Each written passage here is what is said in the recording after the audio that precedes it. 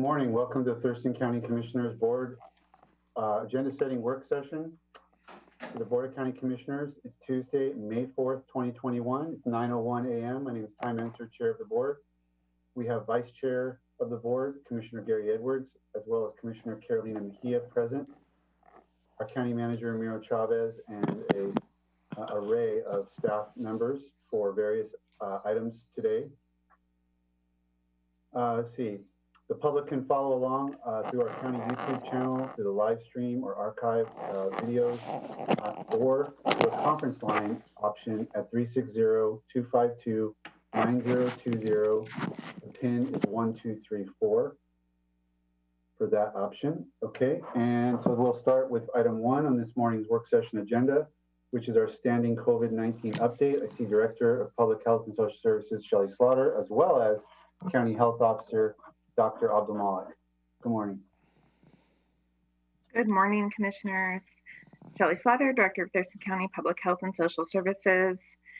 It is day 454 of Thurston County's COVID-19 response. In Washington State, to date, there have been 407,191 Washingtonians that have tested positive for COVID-19 since the pandemic began, and 5,507 people that have died. That includes cases in Thurston County. To date, that is 8,927 Thurston County residents that have had confirmed COVID-19 since the pandemic began, with 318 new cases occurring in this last week. 80 Thurston County residents have died of COVID-19, including 2 additional people that died this last week. 539 Thurston County residents have been hospitalized due to COVID-19 since the pandemic began, with 4 new hospitalizations of Thurston County residents occurring this week. This puts our case rate per 100,000 over the last 14 days on the governor's risk assessment dashboard at 192.4 as of today. Many people are wondering what this means for Thurston County remaining in phase 3, which is the phase on the governor's roadmap to recovery that we are in now. We expect the governor is holding a press conference at 11 a.m. to make announcements regarding phases in the roadmap to recovery update for counties at risk of moving back, as well as other additional information that we expect to learn today regarding concerns about rising cases and hospitalizations across Washington State. At this time, Thurston County does not meet both metrics that would require Thurston County to fall back to phase 2. So we have not been informed that we are at risk of being included in counties rolling back today. That being said, we do not know until the governor makes his announcements later today. In terms of hospitalizations as well, I wanted to share we are part of the West region, and 89.6% of all hospital beds in the West region, which includes Thurston, Lewis, Pacific, and Grays Harbor counties. 89.6% of our acute beds are occupied in the region. 10% are occupied by COVID patients, and 16.6% of our regional ICU beds are occupied by COVID patients. It's a really important reminder how serious COVID is, still making a lot of people sick, and the best way we can prevent that is through vaccination, which I'll cover in just a moment. Our test positivity rate is 7.2%, which indicates that we have a lot of COVID-19 transmitting in our community at this point. We've had 55 congregate care outbreaks to date, with 4 currently being investigated. We do have testing available in the community for anyone who is exposed to someone that has COVID-19 or is experiencing symptoms. Strongly encourage them to see their healthcare provider to get tested, their local pharmacy, or visit one of our Thurston County Public Health community-based testing sites. Today, we are at Rochester Organization of Families in Rochester from 10 to 1. We will be in Lacey tomorrow from 10 to 1, Union Gospel Mission on Thursday, and Evergreen State College on Friday. In terms of vaccines, to date, in Thurston County, we have administered, with all of our providers in Thurston County, 207,913 doses of COVID-19 vaccine. So that's really excellent news. 40.89% of Thurston County residents have initiated vaccine. So that means they have received at least one dose of a COVID-19 vaccine. And 38.29% of Thurston County residents have completed their vaccination series and are fully vaccinated. We have seen a significant decline in our demand over this last week at Thurston County Public Health. We administered 3,113 doses. In this next week, all Thurston County providers, including Thurston County Public Health, will be receiving a total of 6,040 doses of COVID-19 vaccine. That includes 2,570 first doses and 3,470 second doses. We are continuing to offer clinics in the community, but again, we are experiencing reduced demand, and we're strongly encouraging people to get vaccinated. This week in particular, Thurston County Public Health has an excess of Pfizer doses that are set to expire by the end of this week, by Friday, and we are really wanting to get the word out that Pfizer is a safe and effective vaccine. We have plenty of vaccine for those who want it. There are no wait times currently at our drive-through sites. There's many other providers in the community, including healthcare providers and pharmacies, that have vaccine available. We encourage people to look on Vaccine Locator or Thurston County Public Health website for upcoming clinics. I'm going to share that upcoming schedule here shortly. Really need the help of the public and everyone in our community who has been considering to get vaccinated but hasn't yet. Now is the time. We really need to increase the number of people getting vaccinated in our community in order to remain in the phase that we're in and get back to a normal life by this summer. And that is really our hope and has been our goal and focus from the beginning. In terms of upcoming clinics that we have this week, today we will be at First United Methodist Church. This is a clinic for those experiencing houselessness in our community. Tomorrow we will be vaccinating the Thurston County Jail, as well as Drexel House, which is a local shelter and permanent supportive housing facility. On Thursday, had to think of what day it was for a moment, we will be holding a Pfizer first dose clinic from 5 to 8 p.m. We've extended our hours to accommodate anyone who may be working during the day and having a challenge getting to the clinic. I also wanted to add that while we encourage appointments, they are not required. People can drive up to our site without an appointment. You can also bus, walk, or bicycle up to our site. On May 7th, we will be doing a Moderna second dose at South Puget Sound Community College. And on May 8th, we will be holding a clinic for those that speak Spanish and Latinx people at Good Shepherd Church. We will also be holding a clinic at New Life Baptist Church on that same day.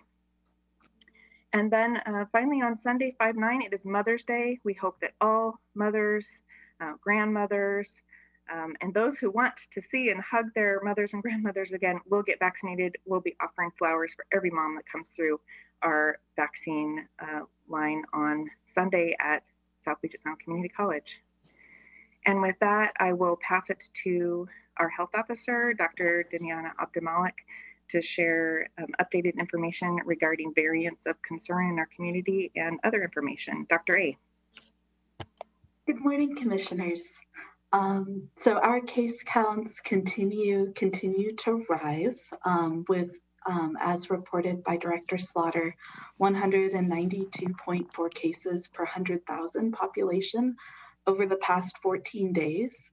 And our current test positivity rate, just to echo Director Slaughter, is 7.2%, which does represent a significant increase in COVID-19 activity. We are also seeing an increase in variance. So there are, so the CDC recently released a categorization framework for variants. So variants typically start out as variants of interest, because they have mutations that may affect transmission or disease severity, or therapeutics. And then once there are studies and evidence that there are these effects, then they move into being variants of concern. There are a number of variants that get studied that don't make it into the variants of concern bucket. Here in Thurston County, we do have some variants of concern as reported by the State Department of Health as of April 28th. So in Thurston County to date, there has been reported 16 cases of the B117 variant. That is the UK variant. That is the variant that is likely to become the dominant variant in Washington State in the coming few weeks. This is a variant that is 50% more easily transmitted than previous SARS-CoV-2 virus that was circulating in our community. There was some evidence from a UK study way back a few months ago that it may also increase severity of disease. We're still watching that, but that was a concern that was raised at that time. We do have two cases of the B1.351, so that's also known as the South African variant. But to be clear, it was because it was detected in South Africa. This also is more readily transmissible and involves a spike protein mutation. We have, so to round out the variants of concern, we do have several cases of variants of concern that originated in California. We have 2 cases of the B1.427 variant and 13 cases of the B1.429 variant. So these variants have increased transmissibility, estimated by DOH and CDC to be about 20% more transmissible, but there's no evidence that these variants would increase disease severity. As with all variants, we're continuing to look at the impact on vaccine. So far, the vaccines that are currently available have significant activity against the variants, but studies are still being worked on to determine whether there may be a decrease, some decrease in efficacy. So while we are seeing so this is a bit of a race between getting folks vaccinated and the variants. So variants arise when viruses get transmitted from person to person. So with each replication of the virus, there's a chance that it can develop a mutation that either makes it more infectious or causes more severe illness or an escape mutation. So Washington State is currently doing surveillance testing on about 5 to 10% of specimens. Local health jurisdictions are also reporting vaccine breakthrough cases, and when possible, which remain extremely low. So I did want to remind the public that we do have 3 safe and effective vaccines. And some of our vaccines are 95% effective, but no vaccine is 100% effective. And so while vaccine represents an essential piece of slowing and stopping the spread of COVID-19, we do expect to see a few breakthrough cases. We are looking at those cases to determine whether or not a variant may have played a role in those breakthrough cases.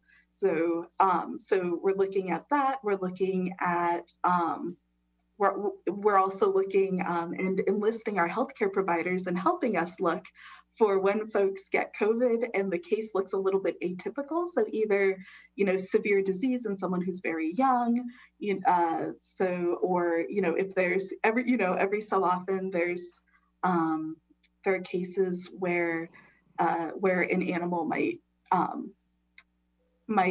get COVID transmitted from a person. So those sorts of variants, in addition to outbreaks that are complex or may have exceeded our expectations given given prior outbreak disease dynamics.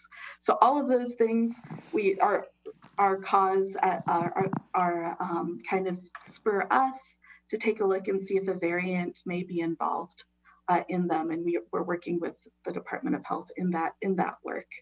I know that that over the winter we've seen rises in COVID-19 transmission in the past, and in the past our county has really rallied. Folks have maintained their distance, masked, avoided gatherings, large gatherings, and I'm hoping that we can all pull together.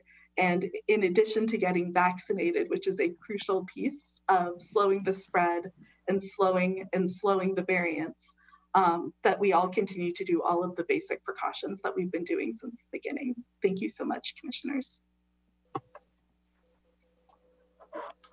Thank you, Dr. A. Start with Commissioner Mejia if you have questions for Shelley or Dr. A. Yes, I do. Thank you. So in this past couple of weeks, we've been seeing that 75 to 80% of the percentage rate has been 39-year-olds and younger groups, which falls in my age group, which brings concern to me both personally and for the community. Is it because of, that this age group wasn't a priority before, so they haven't been able to get those vaccines? Is it a new variant? What is this new increase in this specific age group now, where before it seemed like it was, attracted to seniors much more, and that's why they were a priority group, but now it's kind of moved on to younger people? In terms of COVID-19 transmission, the under 39 age bracket has been our largest driver of cases throughout this pandemic in Thurston County. That being said, we have seen in this last week, the 20 to 29-year-old is where we had 93 cases. The most of our cases were in that age group. But what we are seeing is that, I will say, younger people or younger adults,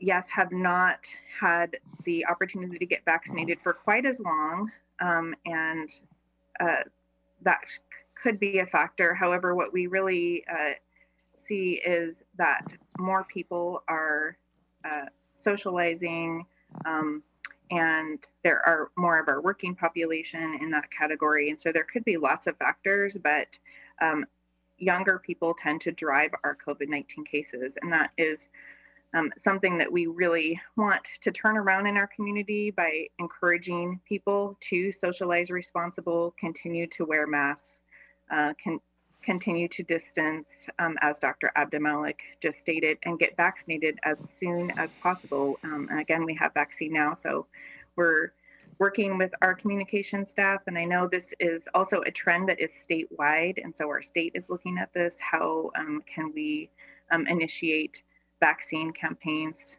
that really speak to younger adults and give information about how and where and why they should get vaccinated.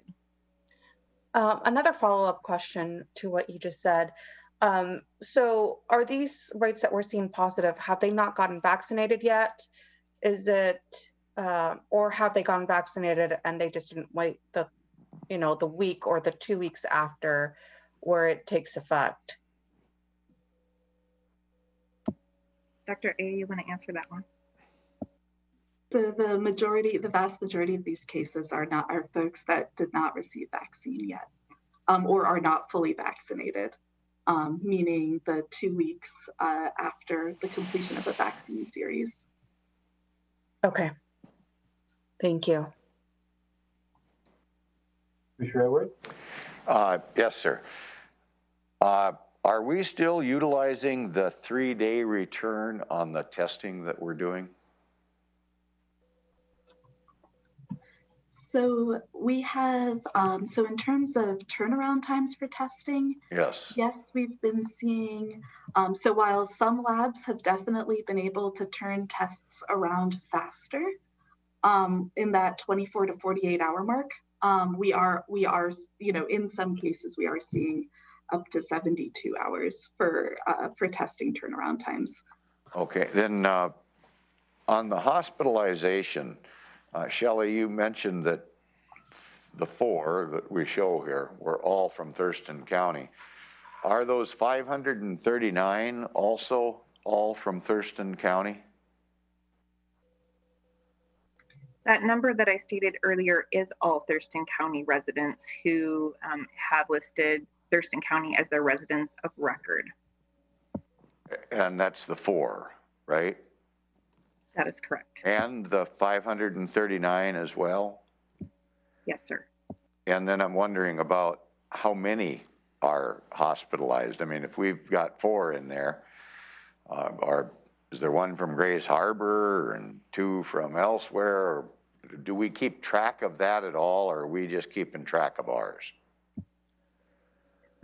I don't have for those admitted to our Thurston County hospitals, Capital Medical Center, or Providence St. Peter Hospital. For those COVID patients that are either occupying acute beds or ICU beds, we do not have the patient level detail to know what the residence of record is for those particular patients.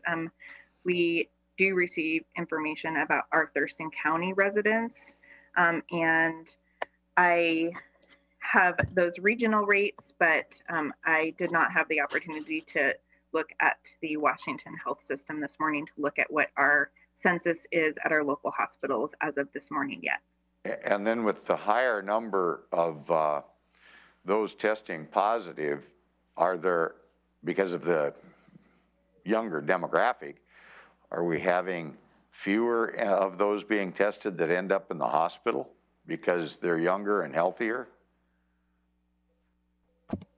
I also do not have the age of those that are currently hospitalized right now, but what we have seen throughout this pandemic and what we know with COVID-19 is it tends to create more serious illness that can lead to hospitalization in people that are either older, over age 65, or have underlying conditions. That tends to be what we see.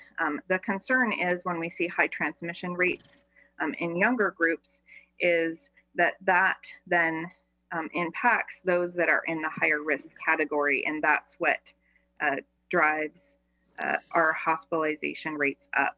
So overall, we need our COVID-19 transmission to go down, and so that we can protect those that are more vulnerable from being hospitalized or dying. But as older people become more likely to be vaccinated, there's no indication that any of these variants that have been talked about this morning are more deadly, I guess is the best way to put it, than any of the other variants around. Is that right? It just seems to maybe pass on at a higher rate, but the consequences are no greater? So, so while the increase in transmission is definitely driving the number of cases, exactly exactly as you said. The UK variant, we're still, there has been some data to suggest, so that was released by the UK early on towards the end of winter, that there may have been an increase in severity, including hospitalizations and deaths associated with that. I know that our CDC is still looking at that data as well as monitoring our US data on hospitalizations and deaths, because this is a variant that is expected to become the dominant variant both in Washington state and the country. Okay, thank you. Quick question, and then maybe one comment from me. The quick question is the metrics that would, potentially dial us back to phase 2. I'm familiar with the case one. Can you remind me specifically what the hospital metric is that they're looking at? Yes, for a county of our size, which is considered a large county, what they are looking at is new hospitalization per 100,000. And so the max target that we want to have is less than 5 per 100,000. So for Thurston County, since we are close to about 300,000, then that's less than 15 new hospitalizations in a 7-day time period. The roadmap to recovery metrics that they look at are based upon prior dates. And so they are looking at data through towards the end of April. And where do we fall on new hospitalizations? I actually don't know where we are at today on that. Do you know that, Dr. A? I believe for this week we are meeting that metric, and we know that in terms of the case rate that we are below 200 right now, but we are really creeping up close to that, so we are deeply concerned overall. Dr. A, do you have the hospitalization current rate? I don't at this time. We do meet with our hospitals. So we have a coordination call Wednesdays. The hospitalizations, just because it's a little bit complex to determine all of those pieces, because there's syndromic surveillance in addition to positive testing. That's so it's a little bit of a moving target in terms, and so that's why when the state looks retrospectively, there's a lag time to confirm that hospitalization rate before they count it towards the county's metric. And that report will be released today. So Washington State Department of Health, here shortly in a couple hours, that report will be released for statewide and include all county data for the period that they are looking at. Ramiro, is your question on this topic, or I have another? No, go ahead. After you, sir. Okay. So my only other question, I guess, is you mentioned vaccine campaigns and the decline in demand, and something I just was thinking about yesterday. I was on a call, Wasatch, county commissioners, and there was a lot of concern about the potential rollbacks and mainly focused on the impact of businesses. And that got me to thinking, is there a way that we can partner with the chamber or the EDC or something? Because if we could get every single business, if we could create like a little easy social media shareable graphic and get ask every single business in Thurston County to say, hey, to put on their Twitter and their Facebook page to say, look, help us survive this, get vaccinated and we can stay open. It seems like that would be those were the people that were concerned. That might reach a demographic that that's maybe more hesitant, and with the message that might, help them feel the urgency of this for the local economy, for the community, overall. I don't know if anything like that's been done or thought of, but it just seems like that's what we really need, in my opinion, at this point, is to get every single business in Thurston County to make the call for us. Because, the commissioners and the government, county government, I mean, we're only going to we're only going to reach who we're going to reach, and it's not deep enough into the community for people that are tracking what local government's doing. It has to go to another level of social networks, and the businesses seem an obvious network of folks that people would listen to because they want their local businesses to survive. Absolutely. Thank you, Commissioner.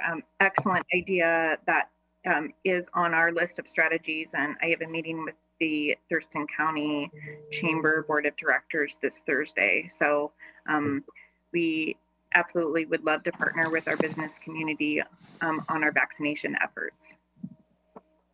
Okay, thank you guys. That's all I had. Oh, sorry, Ramiro, County Manager. Yeah, maybe just a comment or comments. Today at 11:30, I believe the governor is going to formally state whether Thurston County will continue in phase 3. As Shelley stated, we might squeak by this time around, but in 3 weeks may be a different story, the way the rate cases are going up. And I believe that is a concern, obviously, to all of us and to the businesses that may be affected by the possibility of rolling back to phase 2. And I believe there's a lot of members of our population who are concerned moving back to a phase 2. But I believe also that part of the population who is concerned can be part of the solution by get vaccinated. So I think this is more of a call of duty, and that's my words, to our community, because we need to be part of a solution. There has to be, for me, we have to be thinking of public health. That goes beyond ourselves, I believe. And all of us in our society needs to be do our duty to make sure that we are part of the public health strategy to take us to the next place, to take us to a full opening of the businesses, to take us to a place as to how we can have our lives back to normal in a way. So really, it for me, is a call of duty to our members of our community. And we're going to be implemented as just about every single strategy to spread the word, because all of us need to be part of the solution. It's not just a single individual. And I do believe that those who are concerned about moving to phase 2, those individuals also need to get vaccinated to be part of the solution. A suggestion, and Commissioner Messick had a great idea, maybe I can probably organize a little PSA for the commissioners to have a small video and encouraging the community to get vaccinated. If you like that idea, I can coordinate with our PIO. I briefly touched base with Brian yesterday, and maybe we can have a small script. Doesn't need to be a big production, a small video, a small clip, and I believe all 3 of you have been vaccinated, including myself, and that might be an opportunity to encourage the community to do the same. Thank you, Ramiro. I would be more than happy to participate in that. I'm sure my seatmates would as well. Okay, thank you, Shelley. Thank you, Dr. A. Thank you. Go to item 2, homeless strategies update. I saw Keely, and there she is. Good morning, Commissioners. Keely Marino with Public Health and Social Services, here with a brief update for you today. First, we'll start with the rental assistance programs. We are contracting with Community Youth Services to serve youth and young adults between the ages of 18 and 24 with rental assistance, and then Community Action Council for everyone beyond 18 to 24-year-olds in our county. So Community Youth Services has reported that they have 100% served 12 households, 12 are in progress, so 24 altogether. They've awarded $108,000 in rental assistance and about $600 in rent or utility assistance. Community Action Council has officially and fully served 154 households. 213 other separate households are in progress, but there are over 1,000 appointments that have been made in the last 2.5, 3 weeks. They've spent in that time nearly $1 million, $937 or so thousand, and have helped our residents in Thurston County pay 822 months worth of back rent. So just really happy and proud of our agencies that are serving residents in need in our community, and look forward to continuing giving this update on a weekly basis to just keep you up to speed with how much work they are doing to help our Renters in our community. We are also moving forward. We're right in the thick of the RFP process for affordable housing and housing services.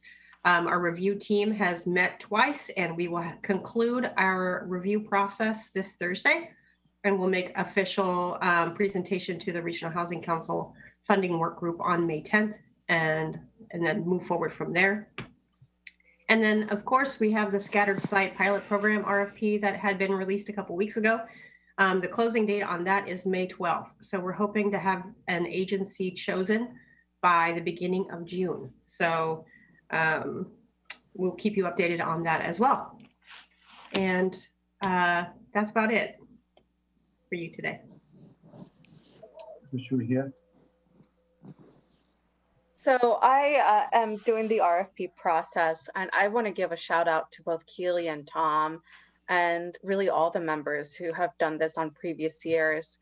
Out of those 15 applications, I am completely I see the need in the community, and it's really hard to choose, well, you know, behavioral health or a community kitchen. And it's things like that where, you know, Keely's and Tom's voice has been just so great and setting the path straight. So thank you so much. Keely, I just have one question in regards to the rental assistance. And you mentioned for Community Action Council, 154 households had been helped already. I'm wondering, out of those 154, were those the ones that were in their waiting list from before? I know that last week, what I had been told is that they had contacted every single household on their wait list. So I'm going to assume that many of those of the 154 are those who had been on the wait list. Thank you. I'm not 100% certain. Okay. And you said how many were in the process right now? I missed that number. I apologize. Oh, it's okay. 213. Thank you. Mm-hmm.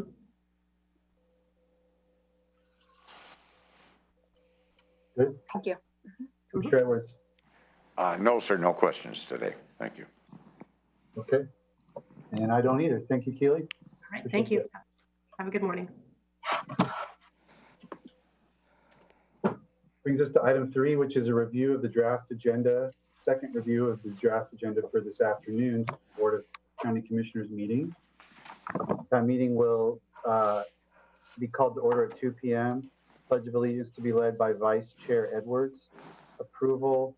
Consideration of approval of the agenda and board meeting minutes from April 27th. And then 2 presentations slated for today. The first is Emergency Services Proclamation for Emergency Medical Services Week. Yeah, thank you, Commissioners. You reviewed this item last week, and for your consideration is to proclaim the week of May 16th through May 22nd, 2021 as Emergency Medical Services Week in Thurston County. Kurt Harding, the Emergency Services Director, will be presenting this item this afternoon. And I believe he has invited some members of our Thurston County Emergency Services response to be present this afternoon. Kurt? Good morning, Kurt Hardin, Director of Emergency Services. That's correct. With me this afternoon will be Fire Commissioner EMS Chair Stan Moon, along with Chief Steve Brooks, who's from Lacey Fire District 3 and the President of the Thurston County Fire Chiefs Association. Okay. And I was going to say, we'll go through the presentation. They'll have a couple of comments. I'll have a couple of comments, and then we will turn that back over to the board for the proclamation itself. Okay, any questions for Kurt? No. Okay, thank you, Kurt. I like the shimmering northern lights you got going there. Thank you. Okay, second presentation is a proclamation for Military Appreciation Month. Yeah, thank you, Commissioners. You also, for your consideration, is to declare May 2021 Military Appreciation Month in Thurston County. We have been reaching out to some of our veterans here in employees of Thurston County, and they will be hopefully attending this afternoon as many as they can for you to say thank you for their service, as well as while you consider passing this proclamation. Okay, any questions from the board? No, sir. Okay. We'll have the opportunity for the public to address the board, followed by county manager's update. Anything on those two items? I don't have anything specific related to public testimony, but certainly you will be receiving some. Related to the county manager's update, I have 3 updates for you. Okay. One, I will be walking you through you are considering, you hear the public hearing related to passing an ordinance related to the Board of County Commissioners meetings, regular meetings as well as special meetings. And I will provide some information this afternoon. The board has decided to hold this particular ordinance until a pending litigation is resolved. So, and we don't know when that is going to be, but as soon as the pending litigation related to this matter is resolved, then I will bring that back, that ordinance for your consideration again. The second item that I have for you is in response to Mr. Pettit related to the Veterans Fund. I will be forwarding the documentation that he provided to the board to staff as well as the advisory board for their consideration. And also you received some testimony from Ms. Rennie Storm. We received specific questions from her following up her testimony. And I am not sure if I have the answers for this afternoon, but certainly will highlight that we'll are working on providing some responses. If it's not this afternoon, I will make sure that I will respond to her questions next week. Those are the 3 items that I have for you. Okay, anything from the board? I guess I would like to just ask a question. Are you going to, on the issue on the Veterans Fund, are we going to have a bit of a discussion on that? Because I'm curious about some of the comments made. It almost looks like we're required to be doing certain things, and maybe we're not. Are we going to have a discussion on that as well? Whatever the board directs me to do, certainly I can do that. Okay. Thank you. Okay, then let's move to consent items. There are 5 items proposed for this afternoon. Item 3A and 3B look related, but 3A is an auditor item, senior financial analyst position. Yes, let me speak about both items together, Commissioner. Items 3A and 3B. As a little bit of a background, you were considering item 3B maybe a couple, 4 weeks ago. The result of that conversation, you asked the board, you asked me to have a conversation with the auditor's office and her staff to see how we can bring a consolidated request as to what is the additional resources that we need to respond to really all the federal funds that were coming our way. And as you heard on those initial conversations, we're going to receive close to $100 million. And we need to make sure that we have capacity in place to make sure that we cross all the T's and dot all the I's. We did have a conversation with the county auditor in this particular matter, and this is the combined request for you. Item 3A is for you to consider establishing a temporary position, a senior financial analyst that will be located in the auditor's office, and this will have an end date of December 31st, 2024. Item 3B is for you to consider establishing a temporary position of a senior management analyst that will be located in the commissioner's office and also has an end date of December 31st, 2024. And the December 31st, 2024, that's the deadline of expenditures of the American Rescue Plan funding that we'll be receiving, among many other funding sources that we might be receiving associated with the Act. Any questions? Yes, sir, when the time comes. Go ahead, Commissioner Edwards. Item A I think the board, I got the sense that the board, when we did have that discussion, was ready to move forward with just such a motion or a position to create that position down in the auditor's office.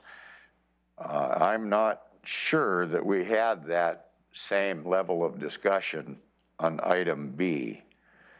And I'll just ask one question I would ask is, Mary Hall, as our auditor, does not have anyone down there that is a senior financial analyst. I'm told that we have quite a few senior financial analysts under the authority of the commissioner's office. And that might be divisions, you know, like maybe the road division or the health department or public works. I don't know the answer to that, but I would like to know, I would like to have more discussion on B before we make that decision. Maybe I can clarify. Item 3A is the first time you review this item. In the conversation you're making a reference to, Commissioner, was item 3B. And the result of that conversation is the board directed me to have a conversation with the auditor's office to bring a combined request. And the combined request is the addition to item 3A that you see before you. I'm not sure that's exactly the way I understand everything happened. And so I'm just wondering about making sure. I want Mary Hall to get that position. I'm making no bones about it. I don't know where we're at. I'd like to have more discussion on what the county commission is going to do in regard to putting a senior management analyst in our own shop. So I just don't see it being on a consent item without adequate discussion. So I'll let it go at that and see what others have to say. Commissioner Mejia? So what I got from the discussion that we had is, you know, that both our team, Ramiro and Robin, would meet with Auditor Hall and discuss this position. No decision was taken at that time until after that discussion was had. So what I'm getting from this two positions being put on our agenda is this was basically the resolution of that conversation. Is that correct? That is correct. Okay. Thank you. The funding for these two positions, is it able to be funded through the federal money, or is that separate? Yeah, it will be funded by the American Rescue Plan. Okay.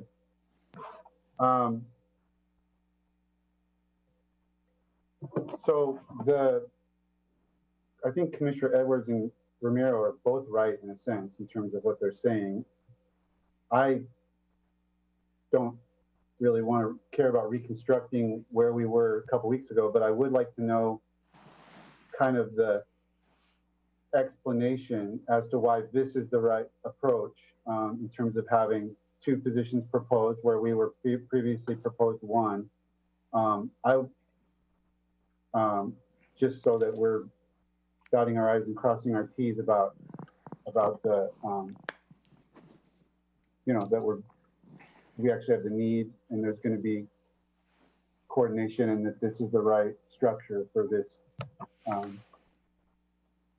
this position. Can somebody, Robin, Mary, I don't really care who it is, but how is it, can you just illuminate for the board a little bit of how we landed at this versus what we started with, which was one position that was going to fall in one of the two places. That's where we were. Now we're being proposed to have a position in each place. And I'd just like to hear a little bit more fleshing out as to why that's the right place for us to land.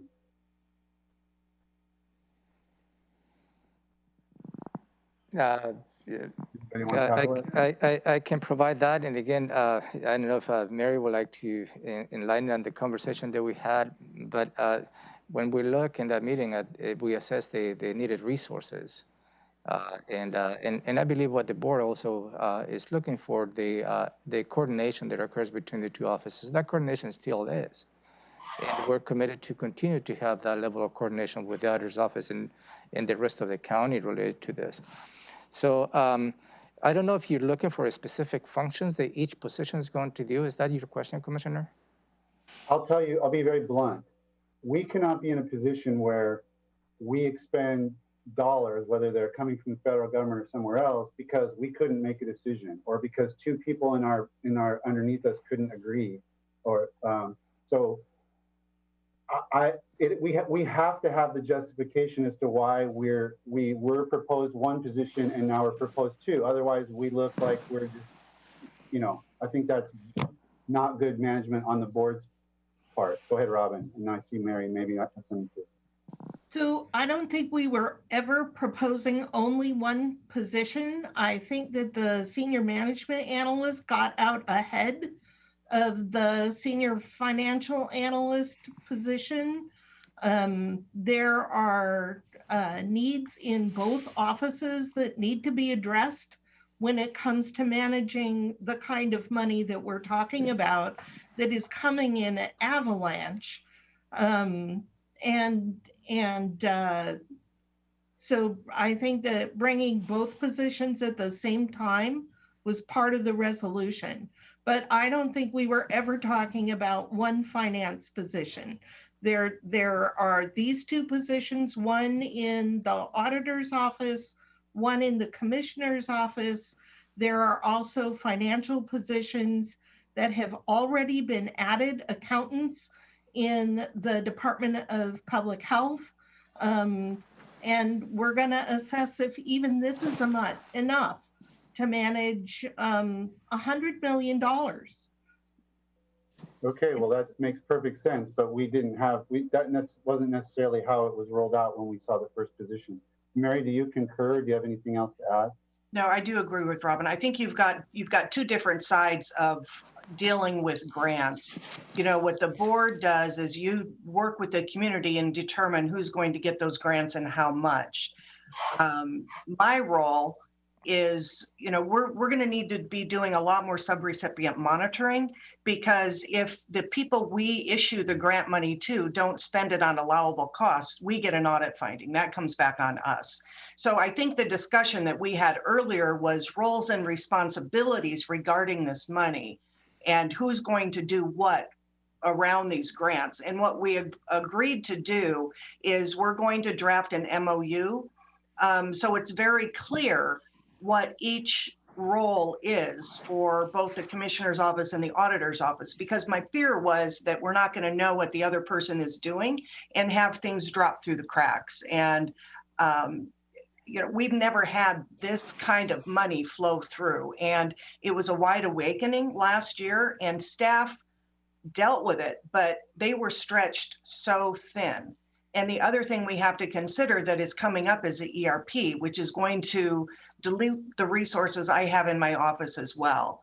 So it will be dealing with the grants at a higher level, but more the accountability side of it, where what Robin is talking about is the relationships, the decision-making, the strategy on how that grant money is going to be allocated. And the reason that, to answer Commissioner Edwards' question, I've talked a lot that we really need to take a look at financial services, and I want to do a reorganization, which I'm taking baby steps, but this is what we really have to do it right is analyze like positions within the county and across the state to ensure that we're putting them in the right classification. And I don't think they're there now, but that's not something that you can turn around in a couple of weeks or even a month. And HR is a little overwhelmed right now also. So, we are working on that to better position what these should be. And you're going to be seeing, I don't know, next week or so, we're also going to start doing a lot of cross-training in the auditor's office because we have so many retirements coming up. But this position has an end date because, the grants will eventually end. But it's going to give us the resources, additional resources we need to do the thorough job that is required. So we are accounting for all those dollars correctly, that we have proper documentation, and not only us, that the subrecipients do as well. And they may need coaching on what's allowable and what's not. So that's the difference between the two roles. And I agree with Robin, we were always talking about two positions. It's just what were the positions and what were the duties. And, you know, I think our MOU is going to you know, make that clear and create clarity. Does that help? Yeah, it helps a lot. I appreciate it. Any other quick follow-up from the board? Yes, sir. Go ahead, Commissioner Edwards. I guess going back to that discussion that we did have, I believe that the focus was on the one position at that point in time.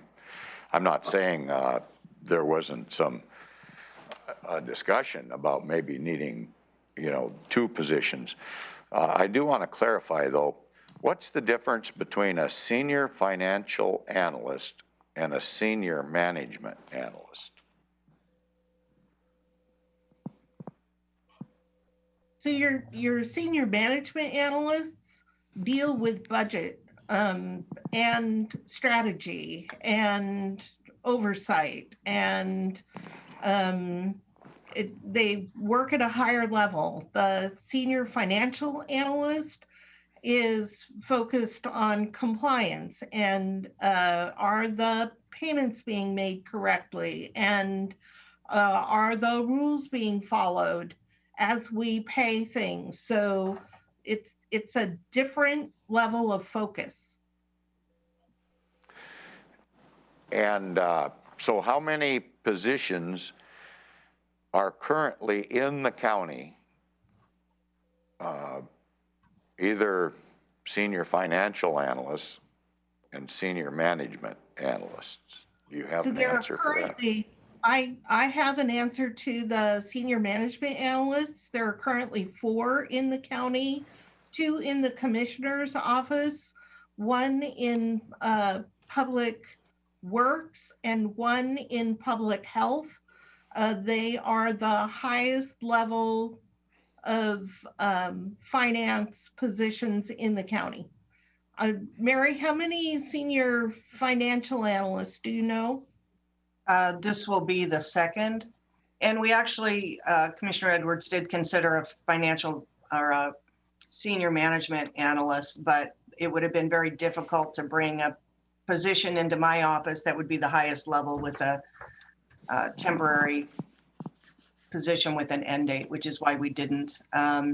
But again, we're going to be really analyzing the duties and what they do, because the work they do in my office is very complicated. The cost plan, for example, is not an, you know, the annual financial report that, you know, gets awards every year. So we've got a lot of analysis to do to really analyze the scope of various financial positions, and we're hoping that HR will help us with that. So you have, am I hearing that you have 2 in your office? This new position would be the second one. So currently I have 1. Okay. And I don't know how many are in offices or departments across the county. Are there, do you know if there are any, Mary? I don't know that there are, but that would really be an HR question to be 100% certain. And that denotes a certain pay grade or something that goes with either one of those positions, is that right? It does. The senior management analysts are exempt positions. Are the senior financial analysts classified? Yes, they are. And union? They're MTP and exempt. MTP? Oh, MTP. How about retention, Mary? You had mentioned retention issue when I had this discussion with you a couple of weeks ago. So within the last year or 2, we actually lost 2 staff to, you know, long-term staff to a couple other departments simply because of positions paid more. what we're facing in the next few years are several retirements. Like 50% of my staff will be retiring. So that's one of the reasons why we're going to be what we call primary backup alternate. We're going to be cross-training all of my financial analysts with more of the complex work. So if one person goes, there are several people that could step in and do that work because it's pretty complex. And at that level, it's difficult to bring people off the street into that type of position. So we really need to invest in our staff, our younger staff, to help them grow. And, when I was having that discussion with you, I think that's why we need to do this analysis, because, we're the backbone of the finances of the county. And what we don't want to do is be losing people to public health and public works. And when I don't believe there's been a thorough analysis of the differences in their job duties and responsibilities. Sue and Mary, how many of your staff were brought in from other offices and departments, though? I know that you've hired at least 2. And that's exactly what we want for the people who are responsible for the county finances. Yeah, I think. But we don't want it to go the other way. So I think it's good that they go both ways. Well, the good thing is they stay county employees. Yeah. And that is a good thing. Check into the auditor, you don't leave.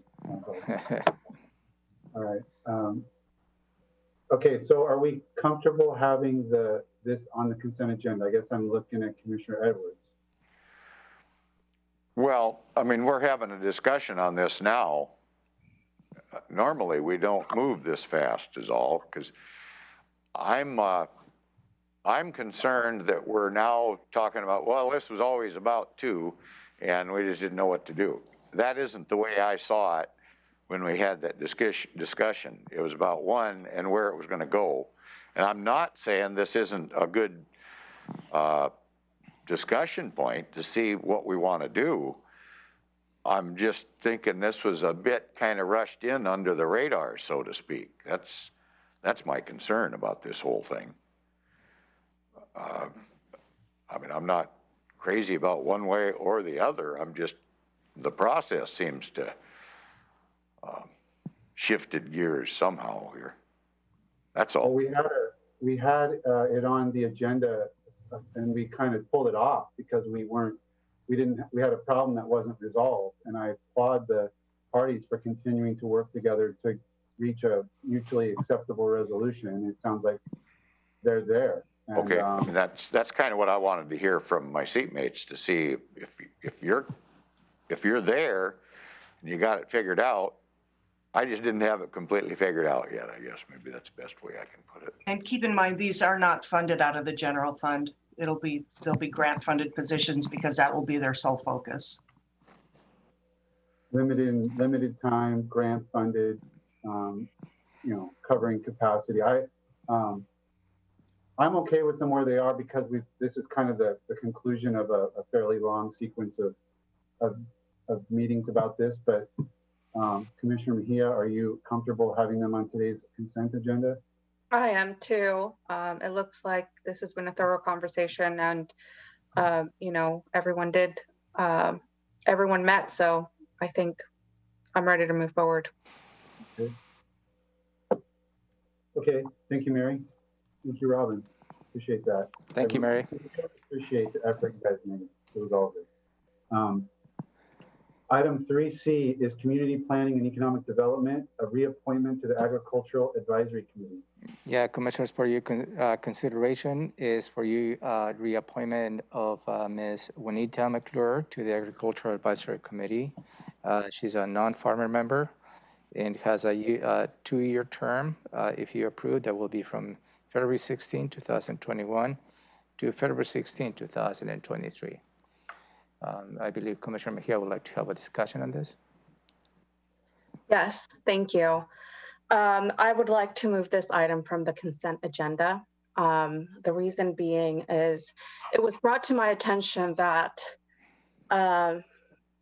Ms. McClure was not her attendance in meetings was very limited.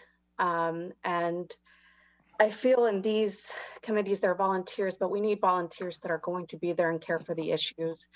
And so therefore, I think it should remain open and see if there are other members, once it's advertised, that would like to come forward. Commissioner Edwards?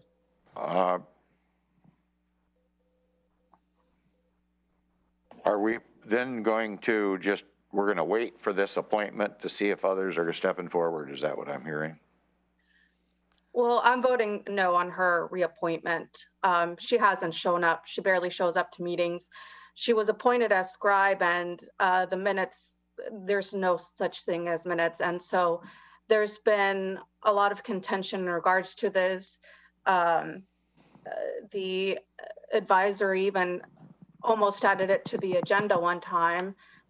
So it's, you know, if we're going to have people be volunteering on these committees, you know, we need people that are going to be enthused to be there and show up, and, you know, not put the responsibility on the other members who are there also as volunteers. I guess my concern here is that we got a communication from one of the members, Joe Hanna.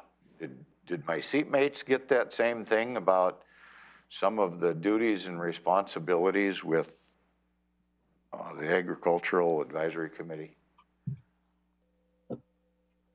I have to ask that question, and the public wonders probably why I'm asking it, but we don't get a chance to talk unless we're in a meeting like this. And so I got quite a lengthy dissertation about an ordinance that the county has and shows quite a bit of responsibility directed at the Agricultural Advisory Committee. Did you folks get that? So I got one lengthy communication from Mr. Hanna.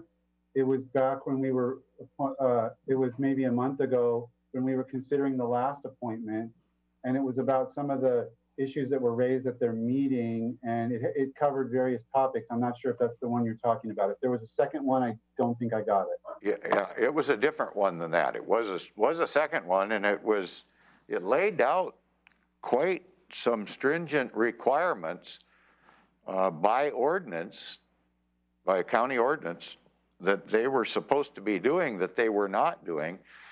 And a big piece of it had to do with property retention in agricultural use, in which the county has an ordinance that we're supposed to be trying to set aside farm property. And neither one of you got that, apparently. Is that right? I got the one in regards to the reappointment of okay, well, yeah. I guess I'm okay with removing this for now. Okay. And looking into that, but I would like to have you folks get that same information that I got, which kind of is bothersome on how things are functioning or not functioning according to the existing county ordinance on the Agri Advisory Committee, which I had no idea Commissioner this was Edwards? supposed to be. Yes. I'm sorry, but what does is this in regards to the reappointment of Ms. McClure, though?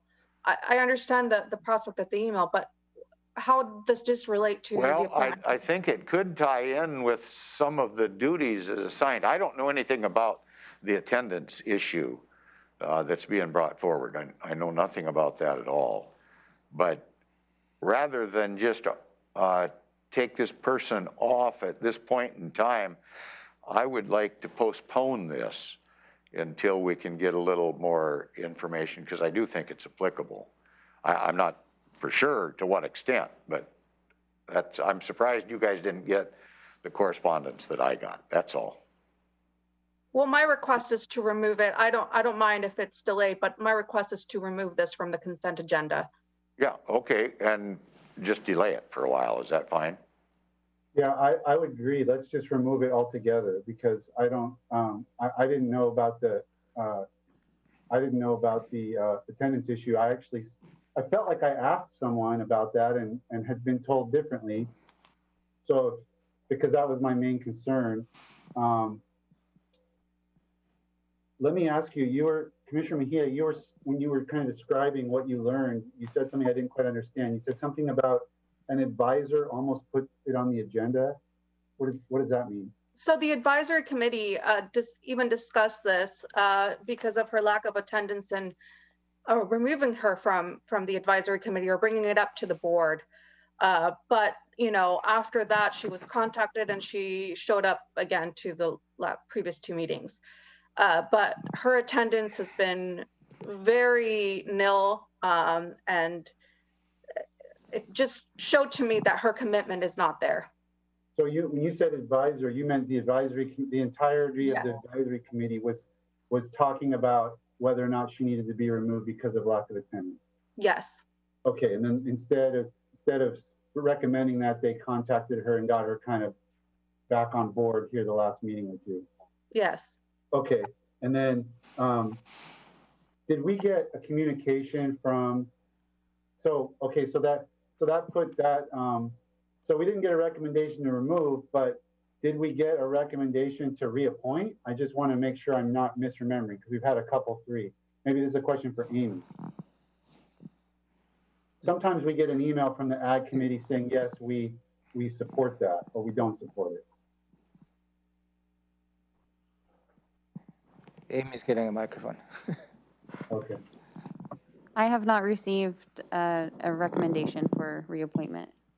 Okay. Well, then it sounds like we're agreed to delay this at a minimum and take it off for today.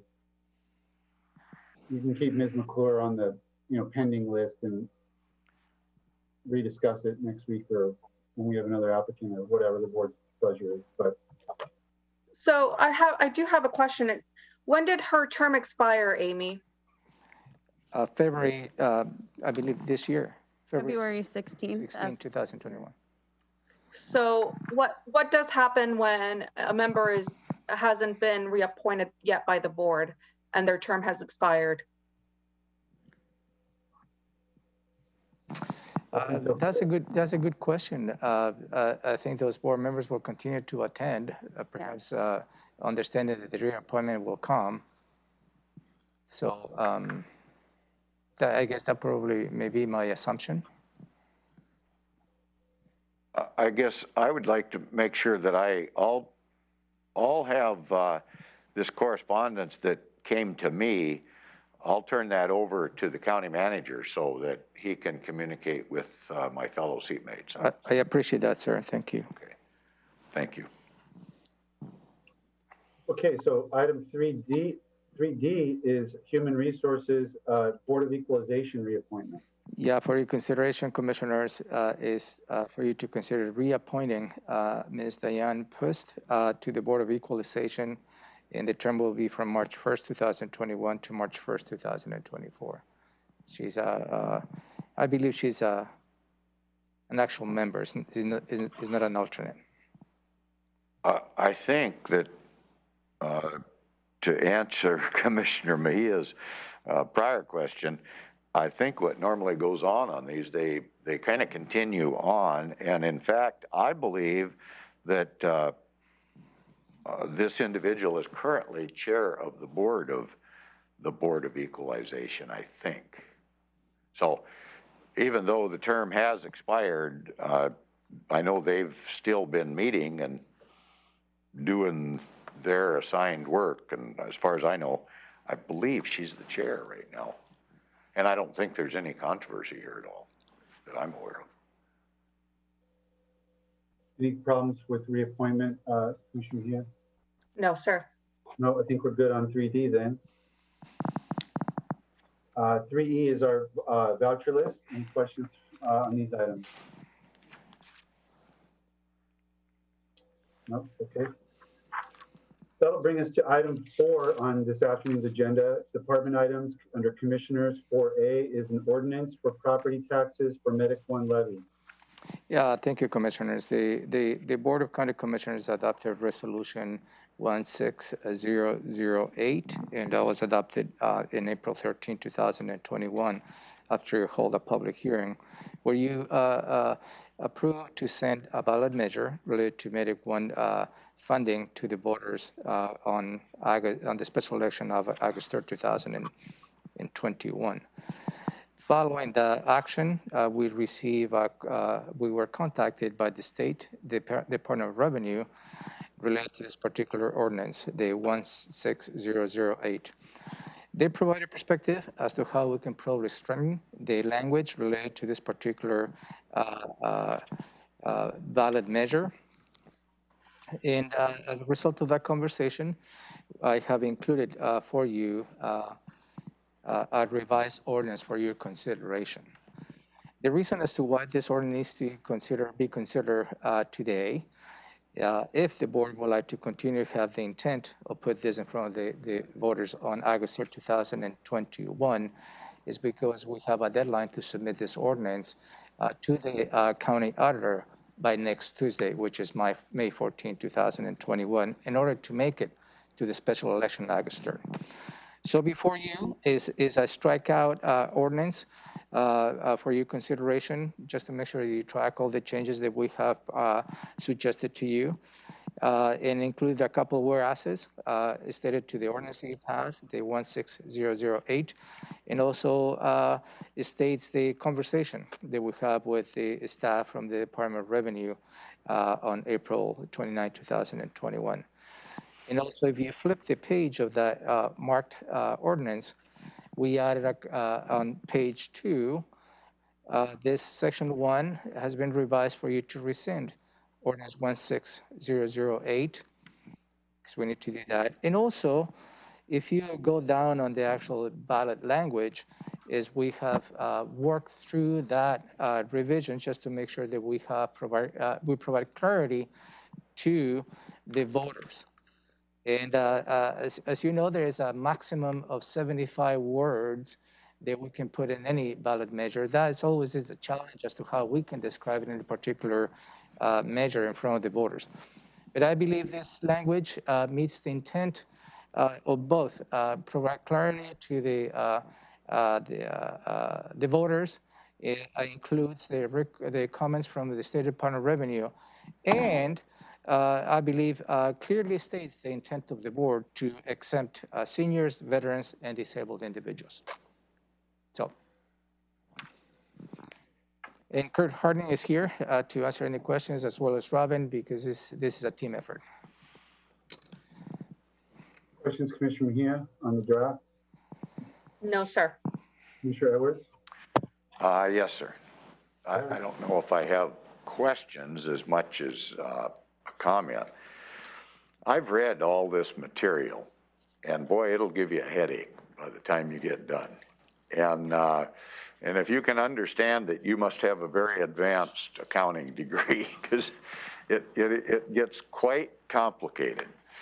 And what this boils down to is we are going to be raising, we're going to ask the voters, if we vote for this, to be taxing themselves to continue with a Medic 1 EMS process that has been probably a showpiece for the nation on how we do business here in Thurston County. And the diverse board that we have of first responder folks and management and our own director, this is all going to hinge on trust. And because I don't know that the voters are going to truly ever understand the way this has been put together. And I'm not saying it's not legal. It obviously is legal. It was reviewed by lawyers and Department of Revenue, and they required this, and we ought to add that.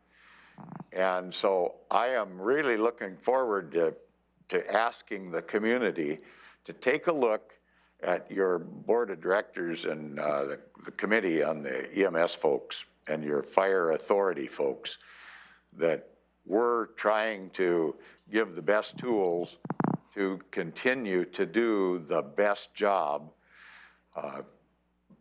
in the nation, I'll say, because I mean, they're just great. They do a great job. And Kurt, do you have anything to add about the complexity of this and where people might go if they have any questions about this? Well, I think you summed it up very well, Commissioner Edwards. Kurt Harden, Director of Emergency Services again. I think you summed it up very well. It is a complex situation, but I would say that reaching out to their fire agencies, reaching out to Medic One, we will be happy to sit down with anybody and talk with them about the educational process for this ballot measure. Any chance you could put a phone number in there for anybody that might review the minutes on this so that they'll have access to it as time goes on, and maybe it could be referred to by groups that are supporting this measure? I will give the Medic One number. It's 360-704-2780. And then, follow the telephone tree. We all have telephone trees nowadays. And then, we will do our best to get information to them or refer them to where they can get the information. Okay, no, I am ready to move forward on this when the time comes this afternoon, but boy, it is complicated, and I hope the public, if they have questions, will call in and get verification on this. The county manager looks like. County manager. Yeah, related to this item, when you first discussed this particular ordinance, you asked me to have a refresher on the PDC guidance. So I'm planning to have that next Tuesday morning in an executive session.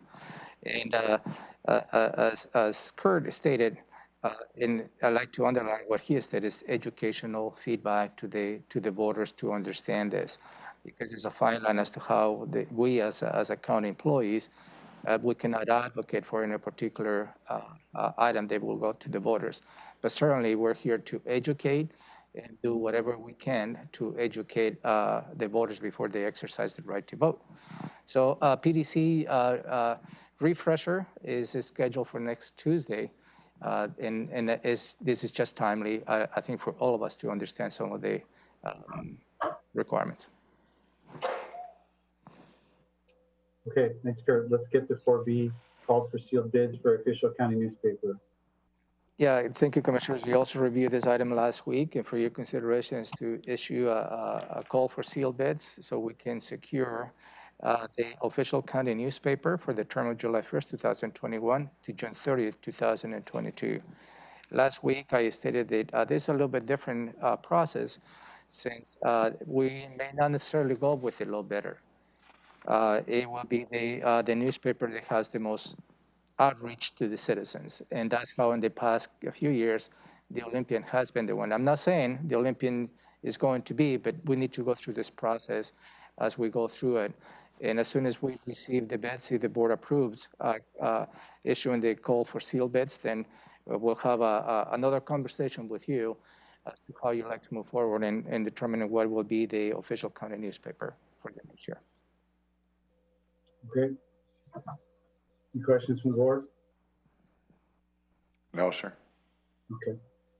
We're just as a time check-in, I think we're pretty far behind in terms of what we're trying to accomplish this morning. So just keep that in mind, commissioners, as you decide what to dig into. The next 4 items have been reviewed last week. They're for today's agenda. So let's try to finish up this afternoon's agenda before we take a quick break.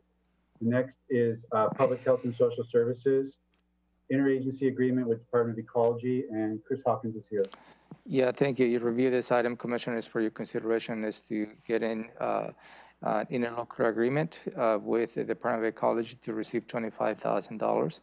And they will be specifically to carry out educational and outreach aimed to changing Washington residents' behaviors that will reduce the harmful flame retardant chemicals. And I'm going to butcher the scientific name. This is the polybromide hypatelloethers. So correct me, Chris. Easier just to say PBDEs. PVBs, yeah. And I was trying Flame to retardant chemicals. Yeah. Chris, anything that we need to know besides? No, the board reviewed this last week. This is a contract that's an opportunity for us to build on and enhance our efforts in preventing exposures to hazardous materials and wastes through education and outreach with households in our Healthy Homes program. And we're eager to move forward with the project. Commissioner Mejia, anything? Commissioner Edwards? No, sir. I'm good. No, good to go. Thanks, Chris. Thank you. Item 6 is Public Works. Request for proposal for materials testing and inspection services, on-call consultant contract. Yeah, thank you, Commissioners. You also reviewed this item last week, and for your consideration is to issue the request for proposals to secure a consultant. They will help us on material testings and inspection services.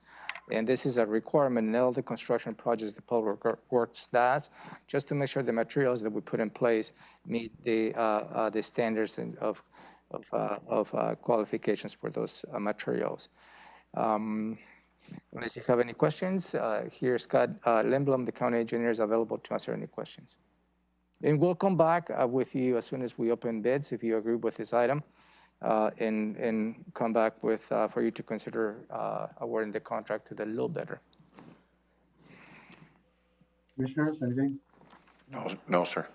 No, Okay. sir. Thanks, Scott. Good on that. Item 6B, stays with Public Works, resolution and call for sealed bids for 2021 overlay project and for Rainier Road overlay project. Yeah, thank you, Commissioners, for your consideration is to authorize Public Works to call for sealed bids for the 2021 overlay project program, which includes a portion of the Rainier Road within the city of Rainier. And the reason as to why we include the city of Rainier is the economy of scale. I think they can benefit from this bid. So this particular program includes overlaying county roads.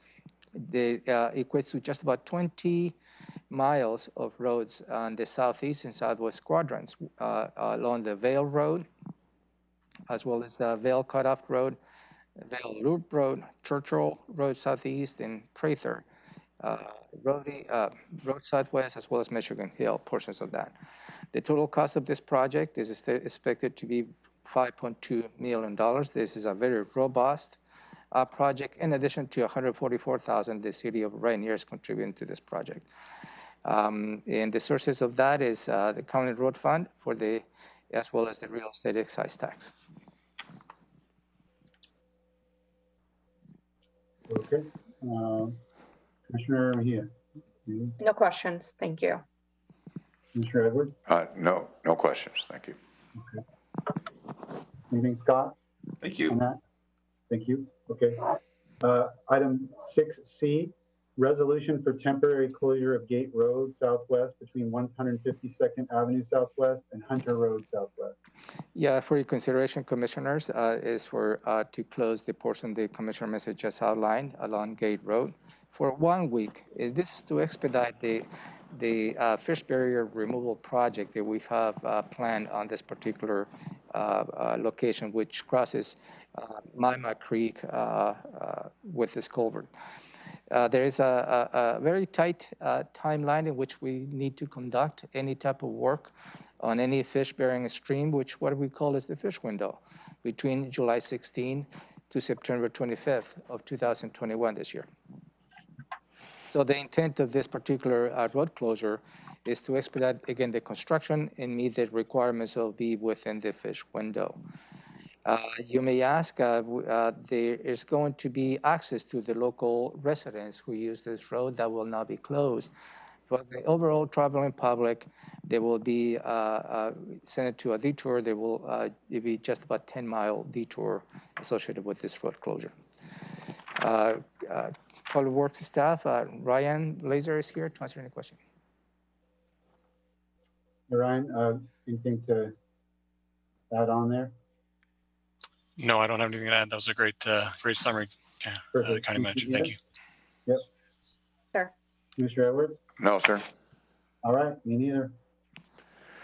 Okay, then we have standing items, Commissioner's report, County Manager reviewing the schedule and moving to adjourn. It's 10:30 on the dot. We'll take 10 minutes and pick up at 10:40 with the next week's May 11th draft agenda.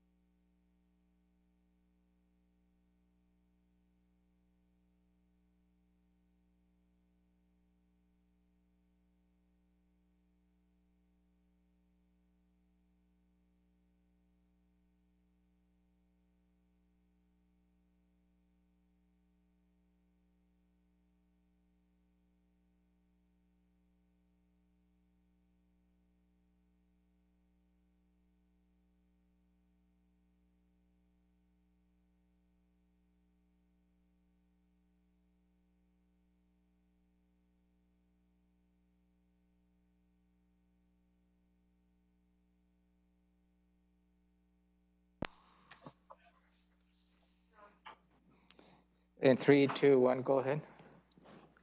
Okay, 10:41, we're picking back up with the agenda setting work session for the Thurston County Board of County Commissioners for Tuesday, May 4th, 2021. And we're on item 4, which is a review of next week's proposed agenda. That's Tuesday, May 11th. The meeting would be called to order at 2 p.m. There's a Board of Health meeting to follow at 3:30. The Pledge of Allegiance will be led by Commissioner Mejia. We'll consider approval of the agenda and board meeting minutes from today's meeting. The opportunity for the public to address the board will follow, followed by county manager's update. Anything there, Ramiro? No, sir, at this point, but I will follow up if any items that need to be followed. Yeah. The only consent item is the voucher list, and the board will obviously have a chance to review that this week. And that'll bring us to item 4, which is under CPED, Community Planning and Economic Development. The item is Puget Sound Partnership, Alliance for a Healthy South Sound Contract Amendment. Yeah, thank you, Commissioners. We currently have a contract with the Puget Sound Partnership, and really is coordinating efforts for in alliance with Healthy South Sound. We have been partnered with this outfit since 2015. The current contract expires on September 30th, 2021. So this particular amendment is in a way procedural, as I say. This amendment really shifts $3,900 from one task to another task within the contract. You may probably ask as to why we bring this particular item to the Board of County Commissioners with a small shift between the tasks, is because our procurement policy requires that any movement of money between tasks that is federally funded needs to be approved by the board. So this particular proposal really is for you to consider just moving $3,900 from the coordination and management task to a task where we're going to be providing additional support to the fiscal agents through the organizations to implement the intended purposes of this contract. So Jennifer's here to clarify anything that I misspoke. No, good morning, Jennifer Davis, CPED. No, you summed it up nicely. That's why we're here. Commissioner Mejia. Sorry, no, I do not have any questions at this time. Thank you. Commissioner Edwards. No, sir, you can hear me. Yeah, I heard that. Yeah. Jennifer, I guess that's a little vague to say from coordination management to fiscal agents. I don't really exactly know what this means. Yeah, it's moving the funding from a few categories. The contract's broken up into several tasks, as contracts are. Several of those tasks have to do with actually management of the contract, coordination of meetings, and other kinds of sort of management level work that the county as a fiscal agent would do. We haven't needed that funding in those categories as much, probably due to efficiencies actually from COVID and virtual meetings and all of that. So this shift actually takes money from those categories that isn't needed and puts it toward implementation of some of the actions to implement the Puget Sound recovery plan. So that's why it's seen as sort of a positive move. It doesn't have a budget impact on us, and so it is recommended. Perfect. Okay, thank you.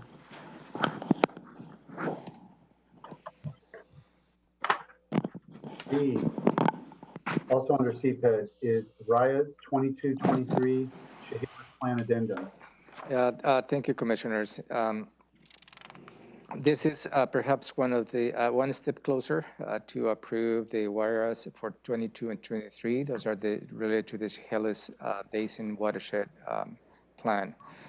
The Department of Ecology has approved this particular both WIRAS And as you may recall, this was developed by a consensus in the Chehalis Basin Partnership in November, where the Board of County Commissioners approved those back, I believe, and in November as well. So that went to the Department of Ecology. The Department of Ecology has already approved this plan. So the next step in the process, and this item is related to this, is you need to take a formal action to approve those YRES. And I guess that's the last step before we start implementing those two YRES, the 22 and 23.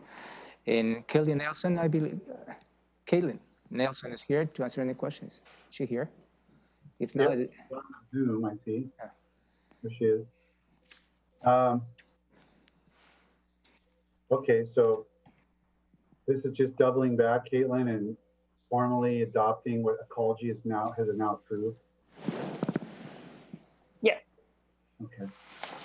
So very procedural at this point, I guess. But questions from the commissioners?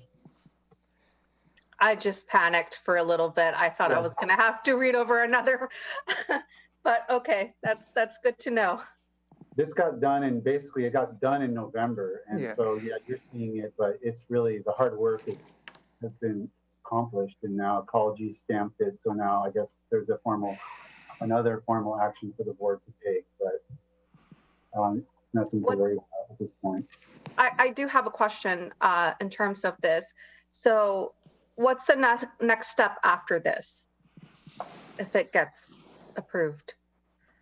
It's really just continuing to work with the Chehalis Basin Partnership to try to implement the plan, funding available.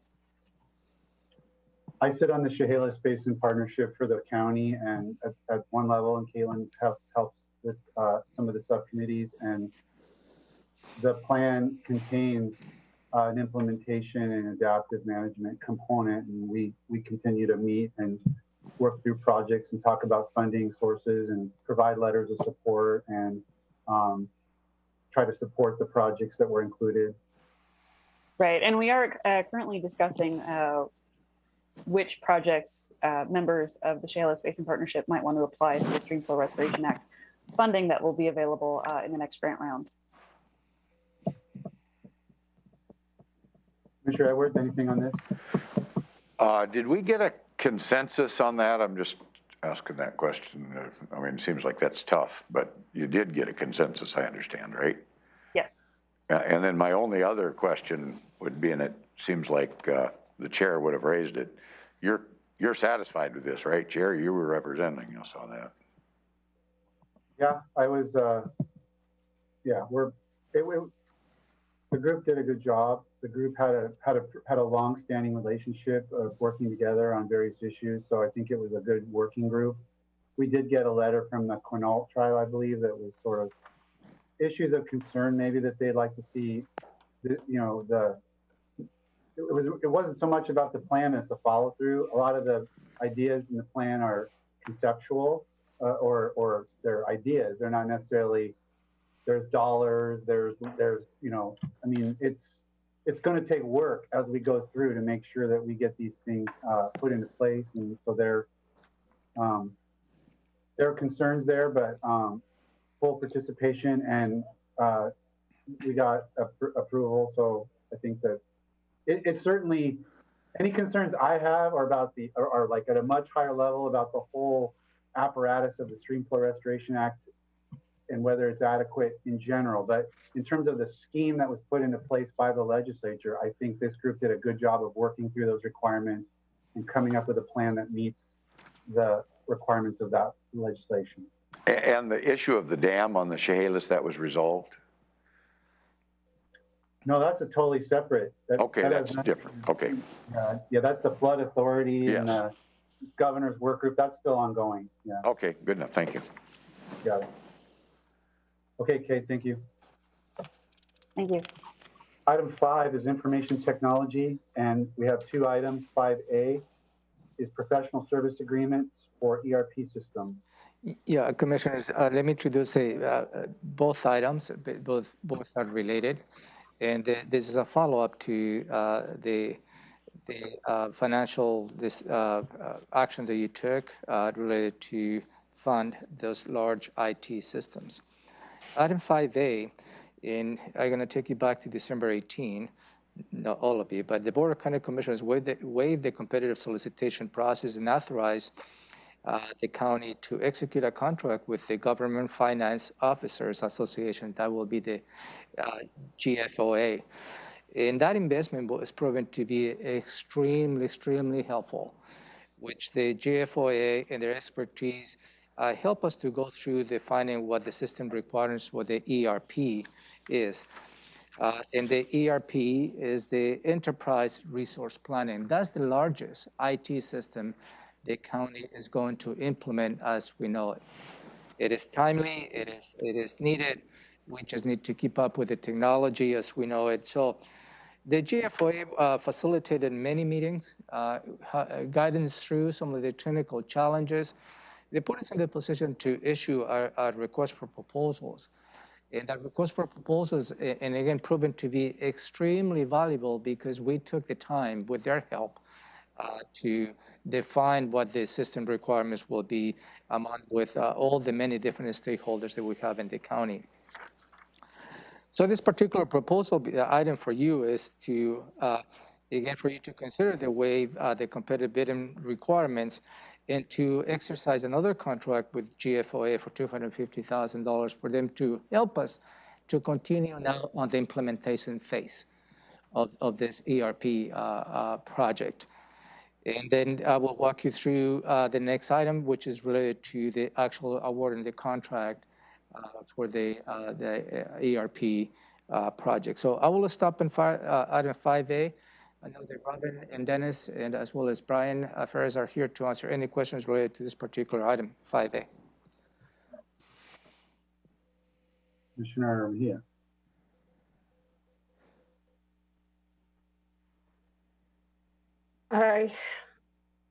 So why is, we went with them for the RFP, is that correct? Yeah, they help us from the beginning to get to the point of the RFP. We issue the RFP. They help us on the selection of the proposals, and now is the next step in the process, I think. So this is for the implementation process. That's correct. And so I have a question on why are we requesting this not go for an RFP and instead just be with this specific organization? So GFOA is the Government Finance Officers Association, GFOA, that's right. And they are experts in the field. They have no affiliation with any company who is selling software. They do this work all the time in assistance to local government. And, really their expertise is invaluable, and there's nothing else like it. Any other organizations that offer this type of assistance are usually affiliated with a certain software company.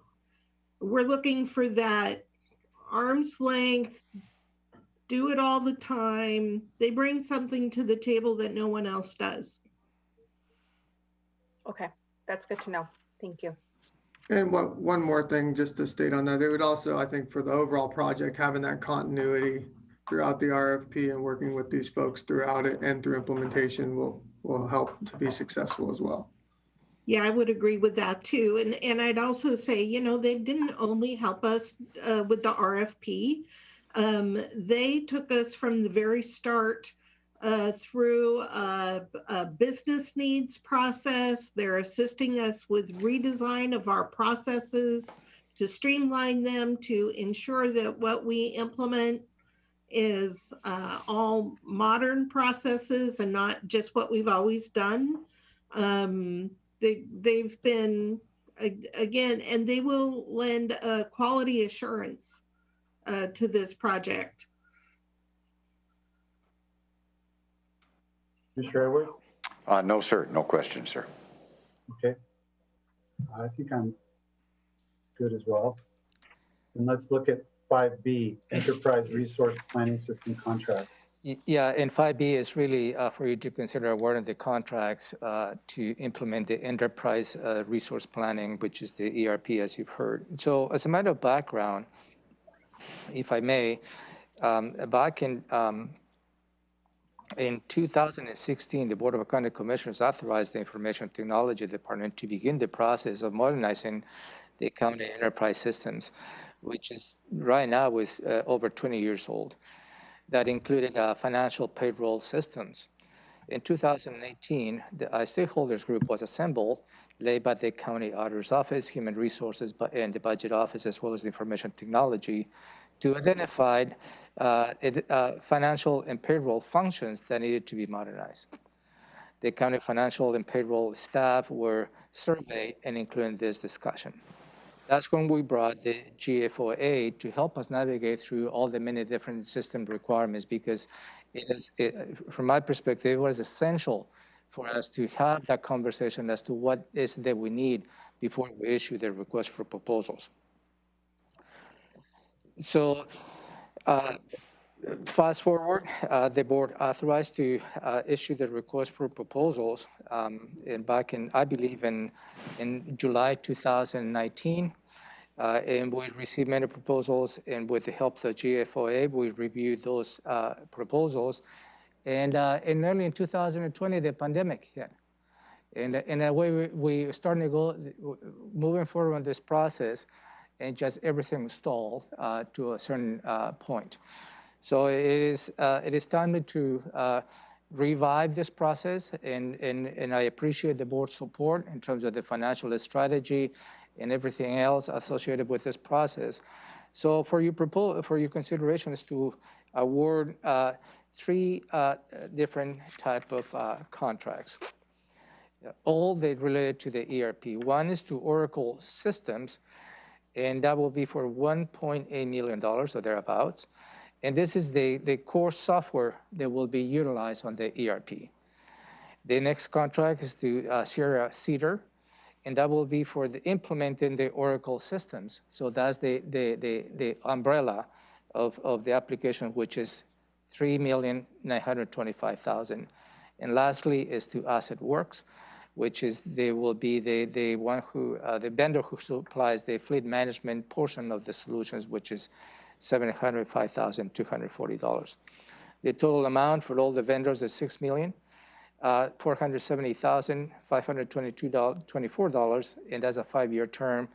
And as you may recall, this is going to be funded by the general obligation bonds, which you already authorized that a couple of weeks ago. With that, I will stop. If you have any questions, again, to the same team members. Commissioner Mejia? No, I do not have any questions. Commissioner Edwards? Just maybe clarification here. The total. You're not mic'd very well, Commissioner Edwards. You have your microphone on. What happened here? Okay, how about now? Perfect. This is for a combined total of the $6.5 million over a 5-year term or for a 5-year term. It says, I just wonder if that verbiage is right there, for a combined total of for a 5-year term or over a 5-year term, or do they all mean the same and just reads funny to me? Dennis Osorio, IT Director. Yeah, that is over a 5-year term because we do have annual licensing costs for each of the products. So as you see, the bulk of it will be through the implementation phase, but then over the next 5 years, we will have annual licensing. It's actually quarterly licensing that's paid to both Oracle and AssetWorks. Does the word for or of matter at that position then, in that spot? It's a technical thing. Yeah, I do not know. I think we could change it if the board. It doesn't matter to me. I just wonder if it's right. I am wondering over this period of time, this is going to be what, REIT money? What's actually funding this? You're on mute, Robin. All funds, all county funds are paying for these systems based on a cost allocation method, depending on the various modules. So for example, the fleet system will be paid out of fleet M&O. That'll be charged back to everyone who uses the fleet. The finance system is allocated based on the number of transactions used. It's all through internal service rates, but all funds will pay. So the payment will be, what, a little over $1 million a year towards this, is that right? We're not gonna pay for it all at one time, or what, So how's that gonna happen? The implementation costs are mainly upfront, and Dennis and Brian are much more aware of the schedule, but the payment to Sierra Cedar, the 3.9 million, that should be done over 2 years. And then the payment for the Oracle system, that's the 1.8, that'll be over 5 years with some upfront cost for implementation, and the same with AssetWorks. That's correct, Robin. You captured it exactly right. So it's not gonna be the hit won't be to the budget of $6.5 million all at one whack. We're gonna spread it out a little bit, sounds like. Yes. And part of that is spread out even more because of the way we're paying for it with the bonds. Okay. Thank you.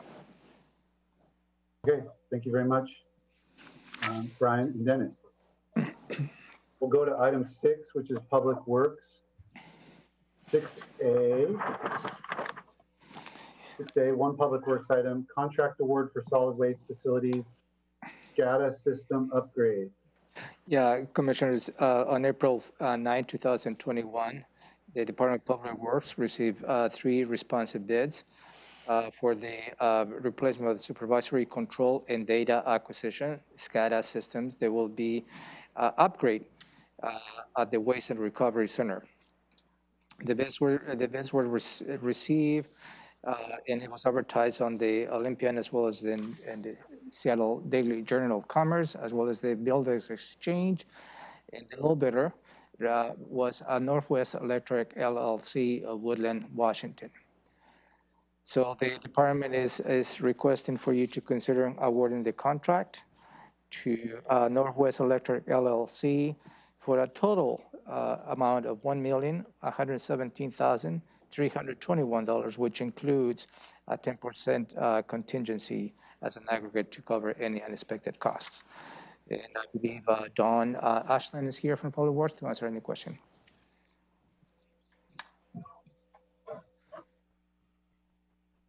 Questions for Dawn? No, sir. Yes, the total price, does that include sales tax and everything else that goes along with this, plus the 10%? Yes, sir. Yeah. And did that, was that about what we were thinking it was going to be when we went out with the RFP? Yes, sir. Mm-hmm. Okay. Thank you. Yeah, okay. Yeah, usually there's an engineer's estimate or whatnot that we get. This was in line. Okay. Yep. And Woodland is down kind of toward Vancouver, is that right? Cowlitz County or Clark, I'm not sure. Is that correct? Am I remembering, did I have the right town? Yeah, I believe so. Yes, sir. It's right down there near the Clark County line, I think. Yeah, okay, very good. All right, thank you, Don. Thank you. We'll move on to item 7, which is a letter of intent for the atrium property. Yeah, thank you, Commissioners, for your consideration is to approve a letter of intent and authorize the county manager to write that letter of intent related to a lease of the 3000 Pacific Avenue here in Olympia, Washington. And this is related to the plan the majority of the board approved in moving certain offices and departments to this building, and as a result, making room here at the courthouse building. This letter of intent is not the formal lease, but this letter of intent really put us in the position to formally start working with the owner to start implementing the necessary tenant improvements, and as well as to get to the point of moving certain offices and departments to this building. And this letter of intent obviously includes the location of the building, describe the premises in terms of square footage, the use, which is office, and has a target date of beginning the lease of this particular building on February 1st, 2022, and that is flexible. In the initial lease for 7 years with the option to extend the lease for the first 2 years and up to a 5-year increments. It has a little bit of operating expenses, prepaid rent, secure deposit is waived. The lease extension is outlined. It's from 2 to 5 years. It speaks about the tenant improvements, how the county is going to pay for those tenant improvements. Outlined the parking, which is right now, I believe they have 330 parking spaces available, and then the rest of that. It really is, this is a document that we can start formalizing as we move forward on the move the majority of the board approved maybe a few weeks ago. Just to give a perspective, we're going to have a kickoff meeting this Friday, I believe at 10 a.m. And we're going to have with the owner as well as with their architect and all the stakeholders. We have invited all the stakeholders who are scheduled to move into this building to participate on this kickoff meeting. And then we'll start defining the next steps in terms of the schedule itself.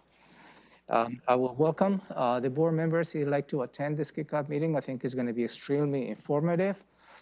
So if you like to do so, let me know.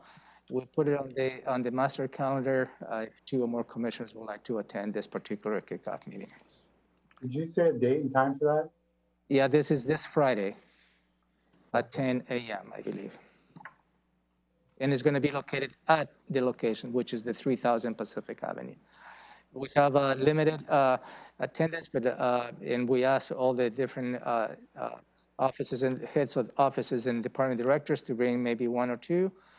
Just to make sure that we meet the capacity of maximum 40 people. But certainly, if the commissioners would like to attend, we'll make sure that we have adequate space for you. Commissioner Mejia.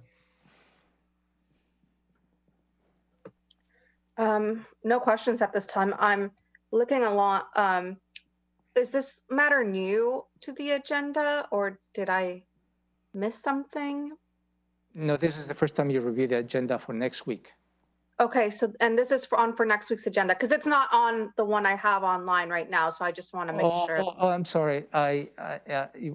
We added this morning because I want to make sure that you review this item this morning for next week. Yeah, you probably have an old agenda. Thank you. Okay, no, I just wanted to clarify on my part, because I was looking up and down and I was like, I don't see it. Am I missing something? Okay, no, I don't have any questions. Thank you, Ramiro. Commissioner Edwards? Yes, sir. Go ahead. I don't see that this kind of shows what we're committing to here. I think we're committing to over $20 million. And, you know, obviously I voted against this move, but I did it because I don't think we have a good understanding of what's to come from our workforce and whether or not we're going to have how many employees working from home as a normal course of activity as this virus seems to extend out in different forms, I guess. We don't know what's going to happen. And I just feel it's premature. And I believe we're going to be committing to the next 7 years or possibly more. We have a possible extension if needed. And it's over $20 million. And I just think it's a bigger deal than, we're kind of just moving towards it. I know there's been an article about it. I think it's a major mistake, but this is the democratic process, and I'm gonna, you know, I'll vote accordingly. But don't you think it ought to at least say something about, we're committing a 7-year project for over 20 million or whatever it is, 21 million, I don't know the total, but I think it's somewhere around there. I think it's plus that. That's my concern about it. And if it doesn't say so in the verbiage, I can bring it up, you know, at the meeting at the time. But I think it's a pretty serious vote. Ramiro, did you have, I have a question, but did you want to respond to that or in any way? Well, this letter of intent, it doesn't have the dollar amounts because the lease document is the one who will have the specific dollar amounts. When we provided to the board the financial plan, when the board weigh in this particular option, that includes all the financial strategies behind it. It includes the additional lease cost, and we provide you with a plan as to how that will be covered, and also included the tenant improvements, which also we provided a plan as to how that will be covered based on the current means that we have. So there is a commitment, as Commissioner Edwards states. There is a lease, is a financial commitment for the use that we're going to be having in this building. So I can argue against that financial commitment because that's the lease terms. I mean, we pay for a lease space, which requires a financial commitment for the next 7 years. So that would be probably the best answer that I can have is, yes, Commissioner Edwards is correct. There is a financial commitment for the next 7 years. Ramiro, can you expand a little bit on item 7 under the letter, operating expenses? There's an additional amount per square foot, and then it mentions janitorial service. What else is part of that piece of this? What it includes is the property owner will provide all the janitorial services associated with this building. Robin? So it also includes a number of things, as I tried to describe when we were talking about the potential of leasing this building. There are things that the landlord charges the tenant, and it's called the NNN costs. It includes things like property tax, and if we were to request any other tenant improvements once we're in, we would be charged for that. If there's utilities, not if, but the cost of utilities, so the electric and the water and those things are on top of the lease costs. And it was included in the estimates that I gave you when we penciled out if we could afford this. So on that, that's what I'm confused about, because under 6, it says $17.50 per square foot, NNN. And then 7 says, and that's defined as base rent. Then it says, in addition to base rent, there's operating expenses, another $8.50 per square foot, which includes janitorial, but it implies there's more than just, that seems like a lot for janitorial service. So I'm just wondering what is outside of NNN, but inside of operating expenses? Maybe you don't know, but that's a question I'm gonna have that I'd like to know the answer to. It doesn't have to be this second. We can get the list for you. Okay, appreciate that.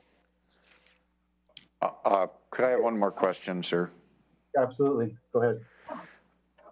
Robin, did we finish that acquisition for the auditor's building? That is in process. The appraisal is in progress. We had the electrical and mechanical inspection has been done. The environmental inspection is being done. We're waiting for the appraisal to come back. So it is in process, Commissioner, and Romero will be, as soon as we know when we'll have that information, we'll set up the final executive session for you to see what they had to say. Okay, I guess my overall concern is that we've not had a lot of public discussion about some of our financial dealings, and we're going to be talking about committing about $30 million here between the auditor's needs and the court needs. And I realize that, we always talked about a plan B and such, and that the county managers has tried to figure this out for us. But I still believe it's premature and we need a little more discussion on it, because it's a lot of money we're going to be tied up. And I think we're going to feel bad if the whole workforce changes the way of doing business and we're sitting down there with an empty building committed for 7 years. That's my concern. So anyway, I'll just let it go at that. Thank you. Okay, and then Romero, you know that I will not be able to attend Friday, so whether it has to be on the calendar would be up to Commissioner Mejia and Commissioner Edwards. Okay. Okay, that takes us to the end of next week's board meeting, but we have a Board of Health meeting. And so let's turn to that. And I see Shelley Slaughter is with us to review the May 11th Board of Health agenda. It will be called to order approximately 3:30. We can never be certain because it follows the Board of County Commissioners. Will not start before 3:30. Sometimes it starts a little after. We'll have consideration of the agenda and meeting minutes from our April meeting, opportunity for the public to address the Board of Health. And then department item, we have two things. One is item 4, emergency ordinance amending Article 4. I think there's typo maybe it needs the word of there, of the sanitary code. Go ahead, Shelley. Thank you. Thank you so much, Mr. Chair. Art Starry, our Environmental Health Division Director, is here to cover this item. Art?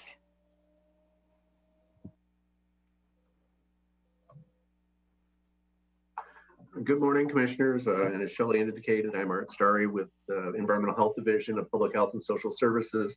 And what this ordinance does is it continues basically the expiration date for septic system permits and applications. So you may recall back in March, or actually the exact date was March 12th, 2020, when the Board of Commissioners declared an emergency due to the COVID pandemic. And shortly thereafter, we brought to you the first ordinance, which basically extended the expiration date of septic system permits and applications for another 6 months. And then as the pandemic continued, we brought back another ordinance, which continued it for another 6 months. And that expired on March 31st of 2021. And what this ordinance would do is continue that extension process for another 6 months until the end of September 30, 2021. So basically any septic system permit or application that expired anytime between March 12, 2020 and September 30 of 2021 will be continued until that expiration date will continue until the end of September. So it's just to provide relief to permit applicants and permit holders. So they, in case they're having difficulties due to the COVID pandemic, they're not being basically suffering unduly as a result of that, or at least not on their permit front. So I was asked to prepare this and bring it to you. Jane Futterman put it together really quickly, so I want to thank her for doing that. And so we'll have this for your consideration next week. Okay, I see Commissioner Mejia's hand, so go ahead. Thank you so much for bringing this up. I do have one question, and maybe this is something that can be answered at the time of the presentation. It's okay. On what happens if, for the people who already paid the fee for their permit to be extended, what's going to happen to them? I would like to know that, please. It's, if someone has a permit, if they paid to extend it and they bring that to our attention, we'll refund that. Okay, thank you. Commissioner Edwards? No, I want to commend staff and Commissioner Mejia for putting this forward, because I know there were quite a few folks that were being adversely affected. So thank you. Okay, very good. Thanks, Art. Thank you. Commissioner, maybe related, I'm working with Josh as well to bring a similar resolution for all the additional permits. So you will see that coming up on the regular Board of County Commissioners meeting, just to coincide on the extensions. Okay, and then item 5 is PHSS Lakes Monitoring Program. Again, thank you so much. And here to present this item is Jane Mountjoy Benning.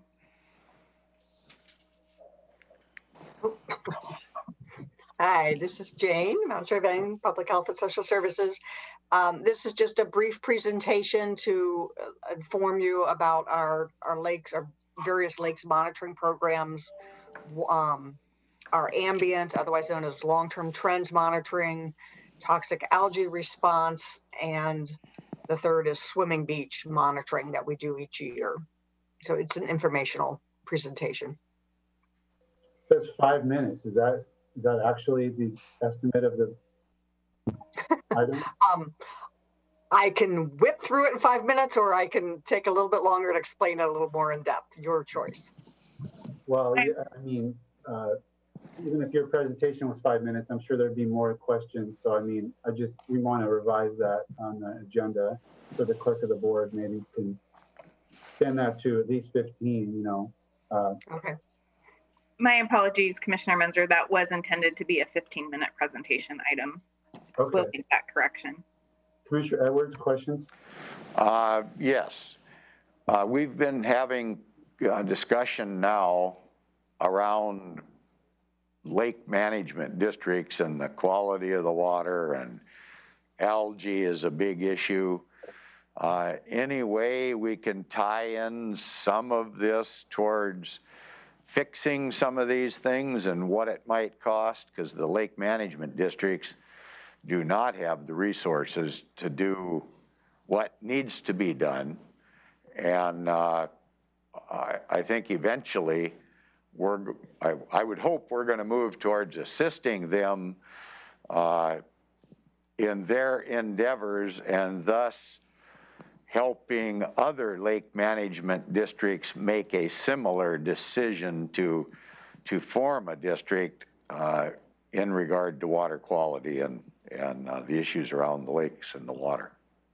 Anyway, can you squeeze something in there in that presentation about the seriousness of the algae and how that could be adversely affecting us and such? Yes, I can certainly speak to the concerns around algae. As far as, I think it would probably need an additional presentation to talk about in-depth solutions, because that gets a little bit more specific and complex, and a lake by lake decision. Okay, thank you.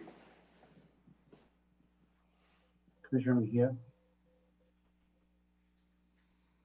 No. Okay. No, sir.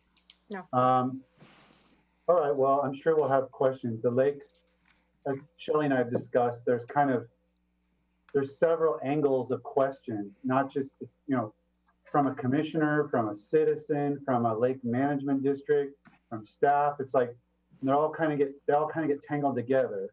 I know we're not trying to cover them all in your presentation. You're going to be focused, but hopefully we'll have a good discussion, and then maybe we can sort of outline where the board would like to go with the follow-up presentation, you know, in the future. I know we've got one. Commissioner Edwards alluded to a set of issues we're dealing with about the finances of lake management, and then I've raised some questions about the vegetation management processes, and then we've got toxic algae. So anyway, we'll just kind of take it that way, with the recognition that there's a lot here.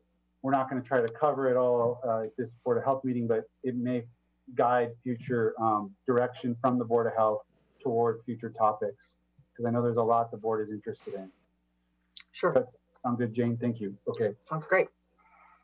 Okay, very good. The Board of Health will report on health-related activities. The health officer will give a report, and then Shelley, you'll give a report. Is there anything you want to address today regarding those standing items? Yes, sir. In addition, we will have one more presentation item on the Board of Health, and we will have an AIS submitted today.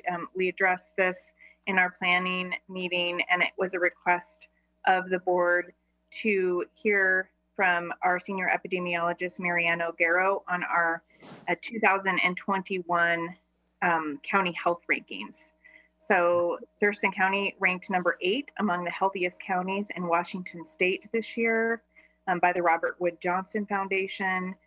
We'd like an opportunity to share information from that report, think areas of strength and areas that we have to improve upon in the health of our community. And again, we will be adding that item to the agenda for your review for next week.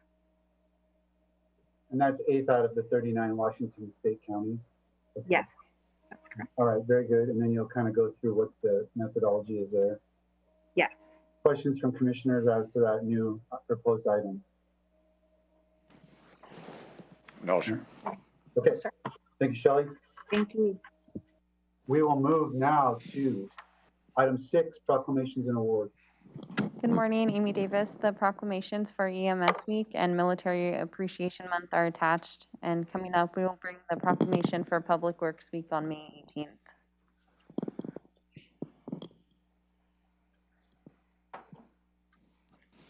Okay, any questions, concerns from the board?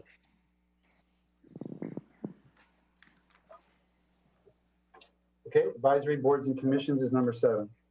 Yes, Commissioner Mejia has brought forth her nomination of Kevin Pestinger for the vacant District 1 at-large position on the Planning Commission. And if you concur, this item can be included on May 11th for formal reappointment. And Commissioner, is there anything you'd like to add? No, there were only 2 applications that were submitted for this open seat. So it's an at-large position, and Mr. Pessinger's application seemed more thorough, and so that's why I went with him. He, looking at the application, says Lacey, so he technically lives in District 2, but he's your at-large nomination. Is that correct?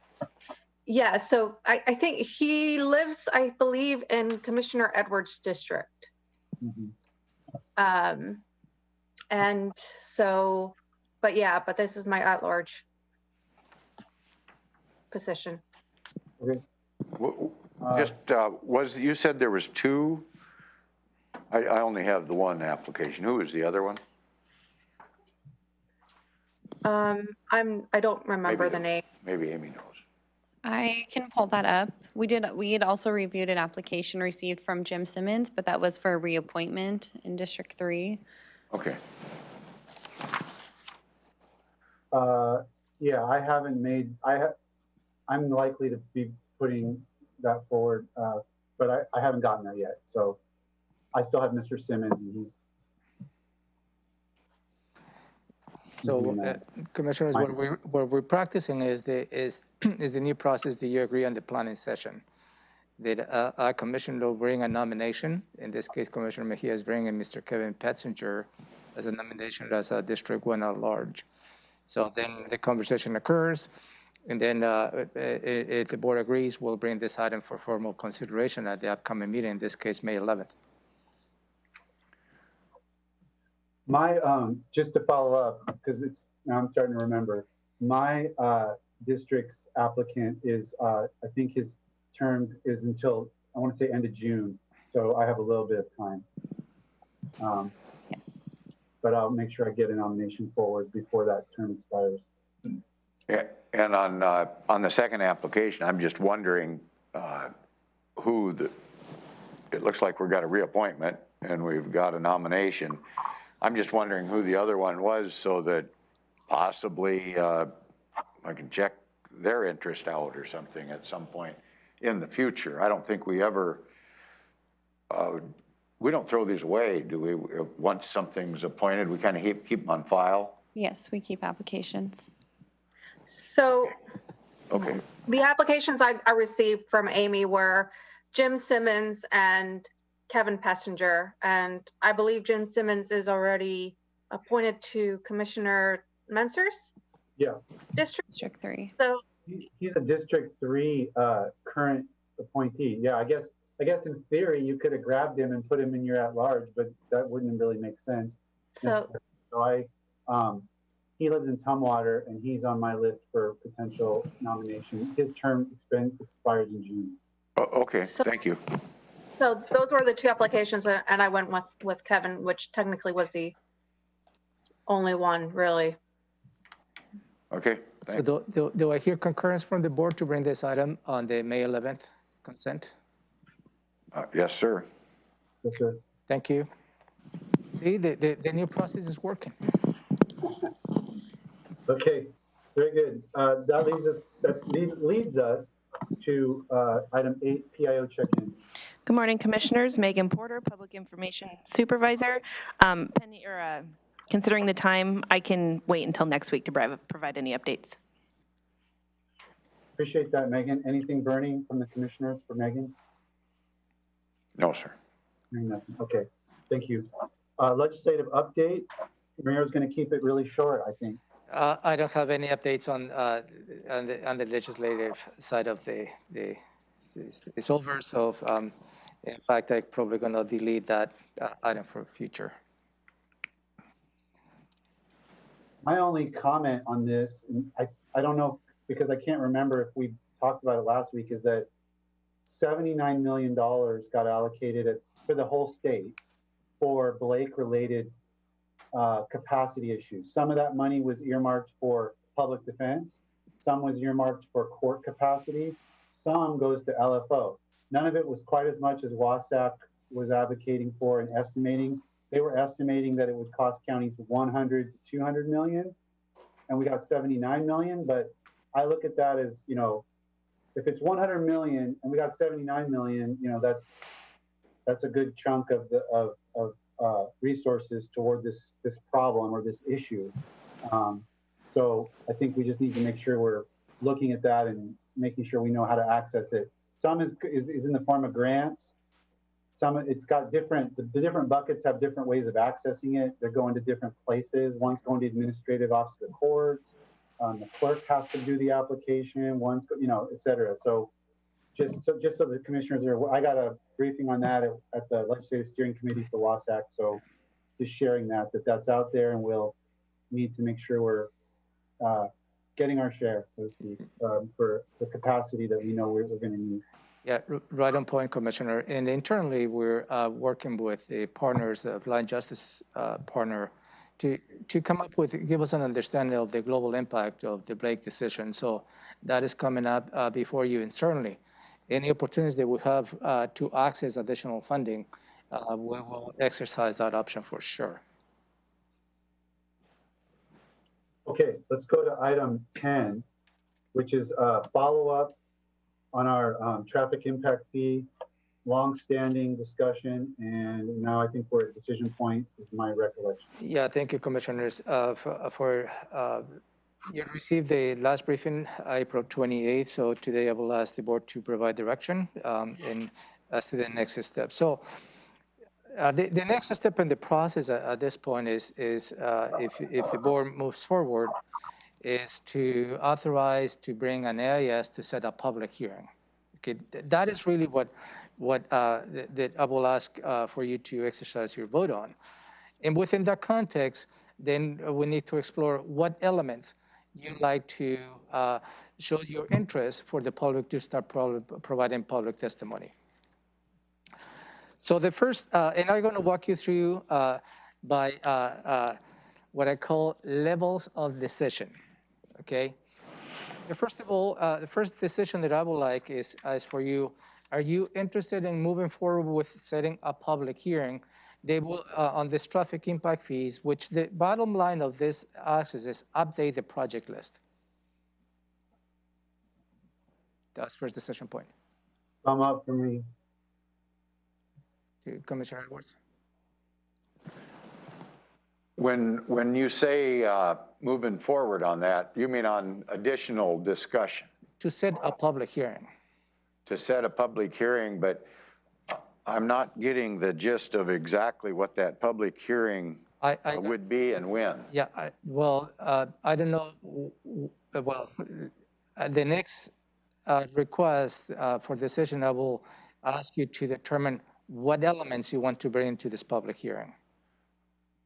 I guess that kind of is where my question is, because isn't the idea of having the public hearing to hear what the public feels about it before we make a decision on a number of things that might be applicable? I know one of the things we talked about was changing the percentage, for an example, or adding ADUs.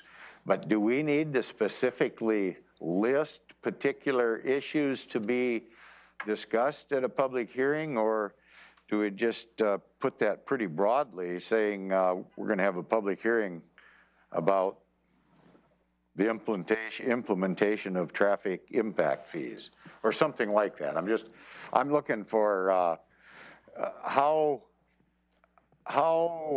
specific do we have to be? I guess that's what I'm looking for. Because I think just to give the public the opportunities, I think the board needs to show your intent. Well, in the public hearing. My intent is not to raise any taxes on the citizens during this pandemic. I mean, but that doesn't mean we wouldn't have a discussion, because. Well, and that's what I'm asking the board. If the majority of the board, I just got 2 votes to move this into a public hearing. So if the board members wants to change and continue the conversation, that is within your purview. Really, I'm just trying to bring this to a formal vote. We have always brought a specific proposal to a public hearing. I mean, I don't recall any situation where we've said, public, we're thinking about doing something with a topic. What do you think? I mean, we always kind of have a proposal. It's not set in stone. We can adjust it based on public input, but I think we need to advance something specific for the public to evaluate and react to. They're not going to know what to say or what the issue is if we don't kind of lay out. That's just my understanding of how the process has always worked. I don't disagree with you on that. It's just that, are we going to make a decision here about what, you know, if we're going to talk about, well, are we going to change the percentage? Right now, I guess it's 50%. As the way from one of our briefings. And I'm inclined to leave it alone at that rate. Do we need to have a public hearing? If we all agreed with that, would we need to have a public hearing at all? Or do we still put that on as a topic in case somebody comes in and says, well, I would like to see it be 75%, or I'd like to see it be 25%. I'm just trying to devise maybe a more focused topic, and kind of agreeing with Commissioner Mentzer on that. So that's what my next question is going to be. Where you want to be in terms of the fees? You want to go with the full maximum defensible fee, or with the 50% reduction? That's going to be my next question for the board. Ramiro, I think it was, I know you and I talked about how you could structure this conversation, but I mean, I think Commissioner Edwards' questions illustrate that we kind of need to say the first decision is updating the project list, which would which kind of recalibrates the legally defensible maximum, right. And that we have to take it, or we don't have to, I guess, but we would have to take action to do that.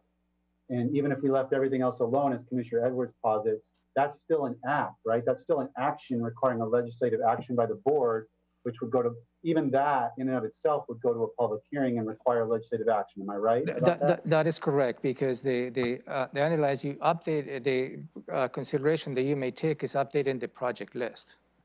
So that's number one, and if the board, it's 2-1 or 3-0, whatever, if the board does that, then we talk about, do we want to add the other elements? Yeah. 50% rate, ADU discount, low income discount. So, so that is really the undertone is this traffic impact fees, the project list within needs to be updated. So thank you for that clarification, Commissioner Menzer. Is the board wants to move forward with the public hearing, they will update the project list. Decision number one. Okay, but when you say needs to be updated, is there an RCW that we're reacting to that says every year or something that we make this adjustment? Yeah, there's many RCWs, Commissioner. Over the last year, we have provided to the board the risk of not updating the project list, because we continue to charge fees on projects that have already been completed. Yeah, I actually wonder, I'm going to throw another question out on that. We're going to be dealing, I don't know if it's later today, with an annexation issue from Lacey. So if somebody paid for impact fees on a house in that annexation area when they build a house, what happens to that money when we shift that over, if Lacey does annex one of those properties, or all of them, does that money get turned back over to the city of Lacey, or does it get refunded? What happens on? No, I'm sorry, go ahead, Jennifer. Jennifer Walker, Director of Public Works. I would step in and try to respond to that question. So the fees are collected and they're in areas. So what we would do is transfer, that money would be used for other projects in the area. In the unincorporated areas of the county. That is correct. Even though it, somebody paid that from the new city of Lacey, doesn't matter, right? That's all legal? Yeah, it doesn't matter because the underlying is the impact to the transportation system. Okay. Okay, so let's go through these questions and okay, thank you. Democracy will prevail and we'll just get this done. So decision number one, to rephrase, you like to move this item to a public hearing, they will revise the project list. And when would that public hearing be? That's all. Do we know when it would be? Well, it will be probably as soon as the board gives direction, we'll bring an AIS and we have a 20-day comment period. I guess what I'm wondering about that is I understand that we aren't going to take a final action on this until November. No. No, that's wrong. You can take an action whenever you after a public hearing. Okay. Well, I don't know when, if you want to delay this action until November, that's your purview. No. It's within your purview. I want to do it all legal. That's all I want to do is do. We're not going to be bringing anything illegal for you to take, Commissioner. Oh, okay. There was something that's, I think what Commissioner Edwards is getting at is, I remember seeing something about there was a component of all these decisions that relates to the budget process and wouldn't get finally done until, is that what you're talking about, Commissioner? Yes, sir. That's what I was referring to and how that fits in on the time frame. That's all. Well, this is not necessarily bound to that. And if my perspective is, if the board wants to continue with this process, time is of the essence because we need to add into the capital facilities plan the new projects that you will be considering the capital facilities plan to be as part of your 2022-2023 budget.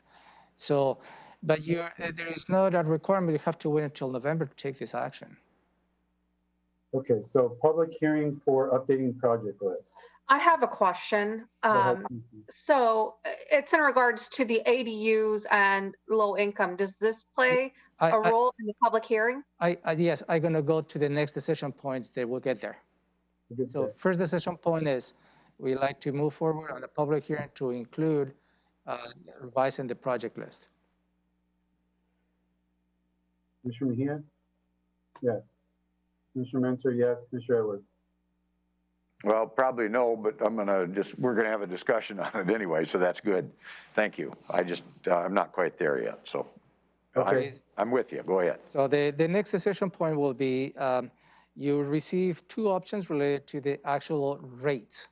One is the maximum defensible rate, which is an average of $6,100 per trip. And the other option, which is the staff's recommendation, is for you to consider a 50% reduction of the maximum defensible rate, which is $3,050 as an average per trip end. So we'll ask the board to, whether you like with the full defensible rate or with the 50% reduction. Okay, could I ask another question on that, sir? Yes, sir. So what are we doing now? My concern is that we don't jack things up because of the situation we're in. So what are we doing today? So I can say, I want to stay status quo with what we're doing. What rate are we doing today? That's what I'm asking the board. What do you like to do? Oh, I know, but what are we doing today, right now? I don't want to change it. Well, we're doing 50%, but it's a different range, so it's a slightly different amount. The percentage is 50%, but we're going to be potentially adjusting the 50% of what. So I think it ticks up a touch, but following the same approach that we've been following. Okay, I mean, I've always had a stance that I don't want to do things that are going to adversely affect the cost of housing, for an example, above and beyond what we're doing right now, because the price is going crazy on housing as it is, and I don't want to add to that. So if we're charging 50% today, I mean, can you give me a dollar amount about what that permit costs or something? And I want to keep it at that same status quo is what I'm trying to get at. I don't want to raise it. Jennifer? So on the briefing that we did to the board in March, on March 24th, on slide 27, we laid out what the current rates are because we have them divided up into different areas, what the full defensible rate is and what our proposed 50% rate is. So I can also, if you would like, I can share my screen and show you that slide, but it is on slide 27 of that briefing that we did on March 24th. Or I can read you an example. Oh, Scott. Real quick though, if I recall correctly, Jennifer, the rate, there are different categories and some would go slightly up and some would go slightly down. That is correct. That is correct. There's no way to be exactly the same when you recalibrate the range. But Scott, go ahead. You were actually just hitting on the point I was going to mention. Of the 6 areas, 3 will see impact rates go down and 3 will see an increase. And that's why we got that letter from OMB, I believe, supporting the 50% approach that we were talking about a year or 2 ago. Yeah, that is correct, sir. Or just as a follow-up to that then, so no matter what we do today, it's even if we stay at 50%, the baseline has been adjusted, so it's going to be higher than it was up till now or this year. Lower for some groups. In some areas will be less, in some areas will be higher, depending on the projects located on those areas. So if I wanted to make sure I wasn't raising taxes during this virus, would I then propose a 60% reduction instead of a 50% reduction, and then that would keep it about the same? Is that what I'm hearing? You can propose whatever. I know, but I want to try to keep it the same. I'm trying to figure out what the same is, and I want to keep it there. That's what I'm trying to do. I'm not trying to be difficult. I just want to make it work. And the ADUs, that is a different topic because we didn't have that before. Yeah. And to what percentage would we apply something there, and then the low income thing as well? I mean, those are different discussions, I guess. We're getting there. So, I mean, it seems like we need more time with this. I'm looking at the clock and seeing that we still have several items. Chair, is this something that maybe we should have a work session on? I don't support that. This is literally the 6th briefing that in trying to get through this topic that we've had. You haven't been at all of those, but I have. And I'm getting very frustrated because I'm hearing the same questions over and over. And I think it's about trying to delay any action on this item.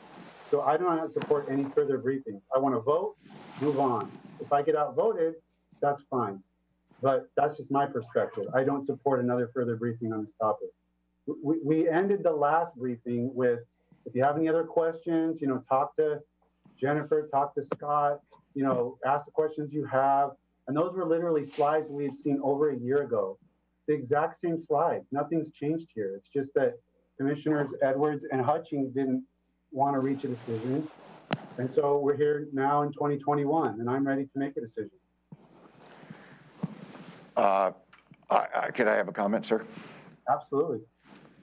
I have to say, I agree with Commissioner Mejia on this, as far as if there's any concern that she's got, which sounds like she does have some concern on it, but I mean, I have some concern. So it doesn't matter to me if we do it or delay it, because I'm trying to figure what the emergent situation is. I just want to make sure that I'm not raising taxes during a pandemic. That's what I am set against. And so far, I haven't got a good answer. Okay, so if we do a 40% instead of 50% or something like that, I want to get it right. But and in the end, I want to make sure I'm not raising taxes on people during this pandemic. But you'll necessarily be lowering if your goal is to not have any one category raised, then some will be lowered. We're already lowering some. More would be lowered. Probably all of them be lowered except the one, and that's depending on the capacity needs in the project, the updated project list. I just don't think that that's how the system is designed to work. And you've got different, for the various regions, you've got different projects that need to get done based on the conditions of the roads and the demographic patterns within the county. And so by maintaining a 50% approach, you're doing, in my opinion, you're doing the closest thing to the status quo in terms of, which is exactly why we got a letter of support from the Olympia Master Builders saying that that was the right approach from their perspective, not asking us to go down to 40% or 30% of the maximum defensible, but saying keep your 50% approach. 3 categories are going up a little, 3 categories are going down a little. It's essentially the status quo with a more legally bulletproof updated project list that our fees are actually designed to target the projects that need to get done. And again, I don't want to, and I got a little bit upset, but I mean, Commissioner Mejia, if you want more time to dig into this, you deserve it. I remember being in your shoes 2 years ago. I only know what I know because a citizen came to me in my first couple months in office, and they were building a mini storage in Rochester, and they were being put in a category for light warehouse. So I didn't understand. So I sat down with Scott, I forget his name, I don't think he's with the county anymore. Scott Davis, who gave me 2 hours. We went through meticulously the traffic impact fee, the methodology, the categories, how the things are calculated, what are the alternatives, because I had to give a report back to these citizens in Rochester on their project, their mini storage project. So right from my first couple months in office, it was just one of the issues that by randomness, I ended up becoming pretty well versed in. So I know it's complicated, and there's no reason for you to know all these nuances sitting here, in March of your first year in office. So more than happy to let you have that time. When you asked my opinion, I had to give it, and that's my perspective in terms of my personal needs. I have the information I need. If you need more, then that's fair. I'm actually ready to move forward on it. I just saw a lot of discussion, and I'm looking at the time and seeing it's advancing. I believe just with what the Olympia Master Builders and with their letter, keeping it at 50%, I'm okay with that. So I'm ready to move forward. I just suggested that in an effort for timing as we're, going into the 12 o'clock time, it looks like, and we still have several items on the agenda. remember that this is a proposal to have a public hearing and take in public hearing. Yeah, thank you. You're not making a final decision today, commissioners. We just bring it to what the intent of the board is so the public can provide public testimony before you take a final action. So what I'm hearing is at least I have two commissioners, Commissioner Mesa, Commissioner Mejia would like to move forward with this with a 50% reduction. And Commissioner Edwards. And Commissioner Edwards, thank you. So we have a 350% reduction, thank you. So the next question that I ask is related to exceptions. And one, you had a conversation related to the ADU. Would you like to reduce an additional percentage when all those ADUs may be facing traffic impact fees? The staff's recommendation was 50%, an additional 50% reduction from the 50% you already agreed on. ADUs. Do you like to include ADUs? And so that'd be 25%, right? Is that what you're saying? Right. Just about. So, and would that ADUs, would that include low-income housing? No, as that's well? the next. That's the next. That's the next one. Yeah. Okay, I'm in agreement with that. I'm in agreement with that too. It tracks where Pierce County's at, and it's like, as Commissioner Edwards pointed out, it's essentially 25% of the defensible rate, and it feels like a reasonable accommodation. Okay, so what I'm hearing that the all board members would like to include an exception for ADUs for an additional 50% reduction. Is that correct? Yes. Yeah. Okay, thank you. Okay, good. So the next is the exception for related to low income housing. So the proposal, the staff proposal is for you to include an additional 80% reduction, and that's perhaps the maximum that the staff would like you to consider. Because if you go beyond that, we need to find a way as to how we're going to be supplementing the 20%. So the 80% is where we don't have to find another fund to supplement that reduction. So would you like to include a low-income housing exception on this, and the suggested percentage is 80% reduction? Thumbs up for me.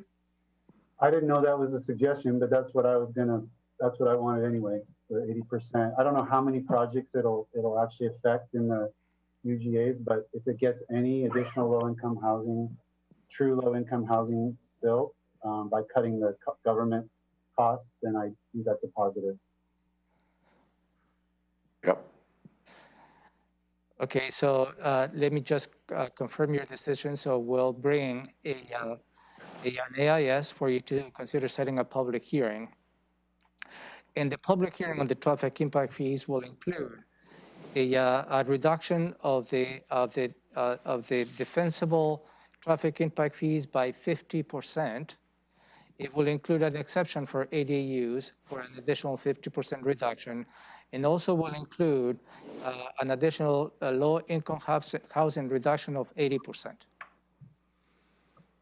Okay, sounds accurate. Thank you, Bruno. Thank you, sir. So it's noon. Are we able to keep going and get this agenda complete, or? So I can probably, we can probably continue on. I may suggest the Thurston Conservation District report. This was just informational for you. I can distribute the report to individual commissioners, and we'll address that item that way. So my intent was for the public to see this report, which is already posted online. But I just distribute a copy and you put it in your inbox. No action is needed on the Conservation District report. Related to the proposed annexation, I'd like to follow up on that. In this related, before we do, I'd like to know if the executive session is time sensitive and we need to address it today. we need to address that perhaps today, yes. All right, so we have two items that we have to get through. Let's get through the annexation piece. Yeah, this is related to the proposed annexation by the city of Lacey, and this includes the capital city golf course, as well as the Chamber States.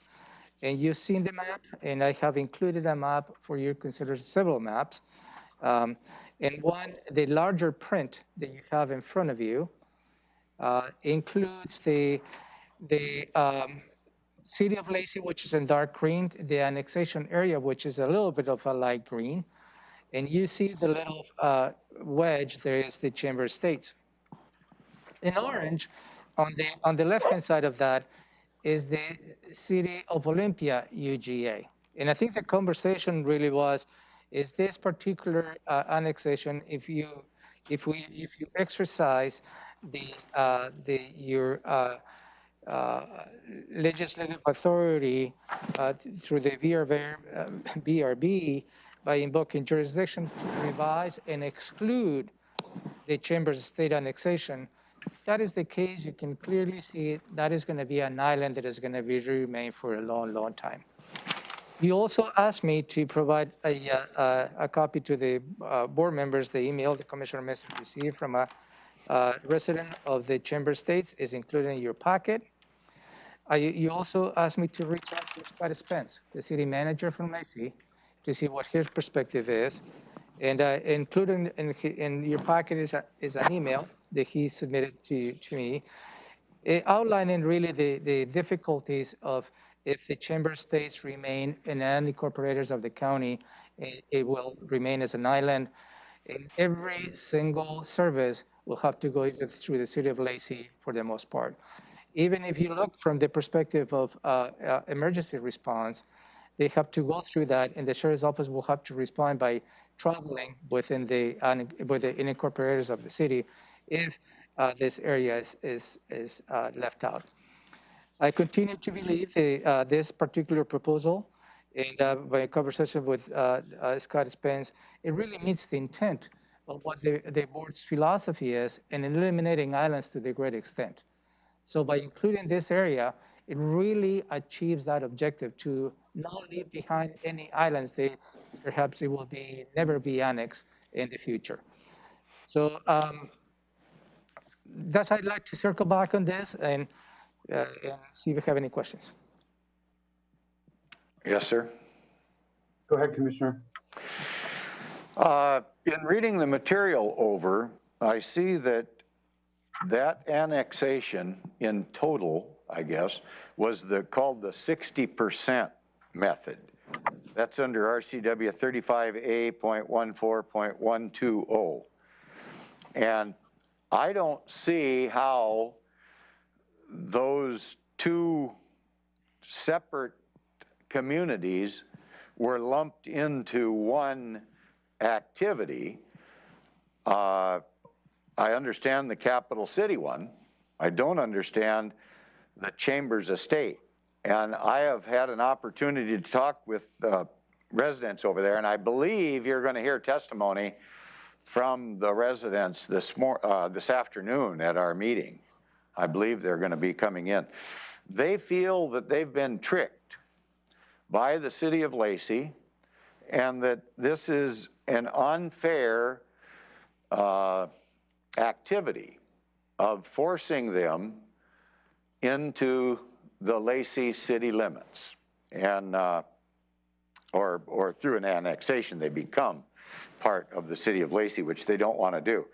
So I'm kind of I don't like the idea, and I'd like to know how you could lump two individual community associations together without their authority, at least, or what went on behind the scenes that brought this about. Does it automatically become part of the 60% method because Lacey did acquire power of attorney on about, I don't know, 300 lots or something like that over in the golf course area, and then they're arbitrarily committing this other development, Chambers Estates, to fall within that 60%, which doesn't make sense to me.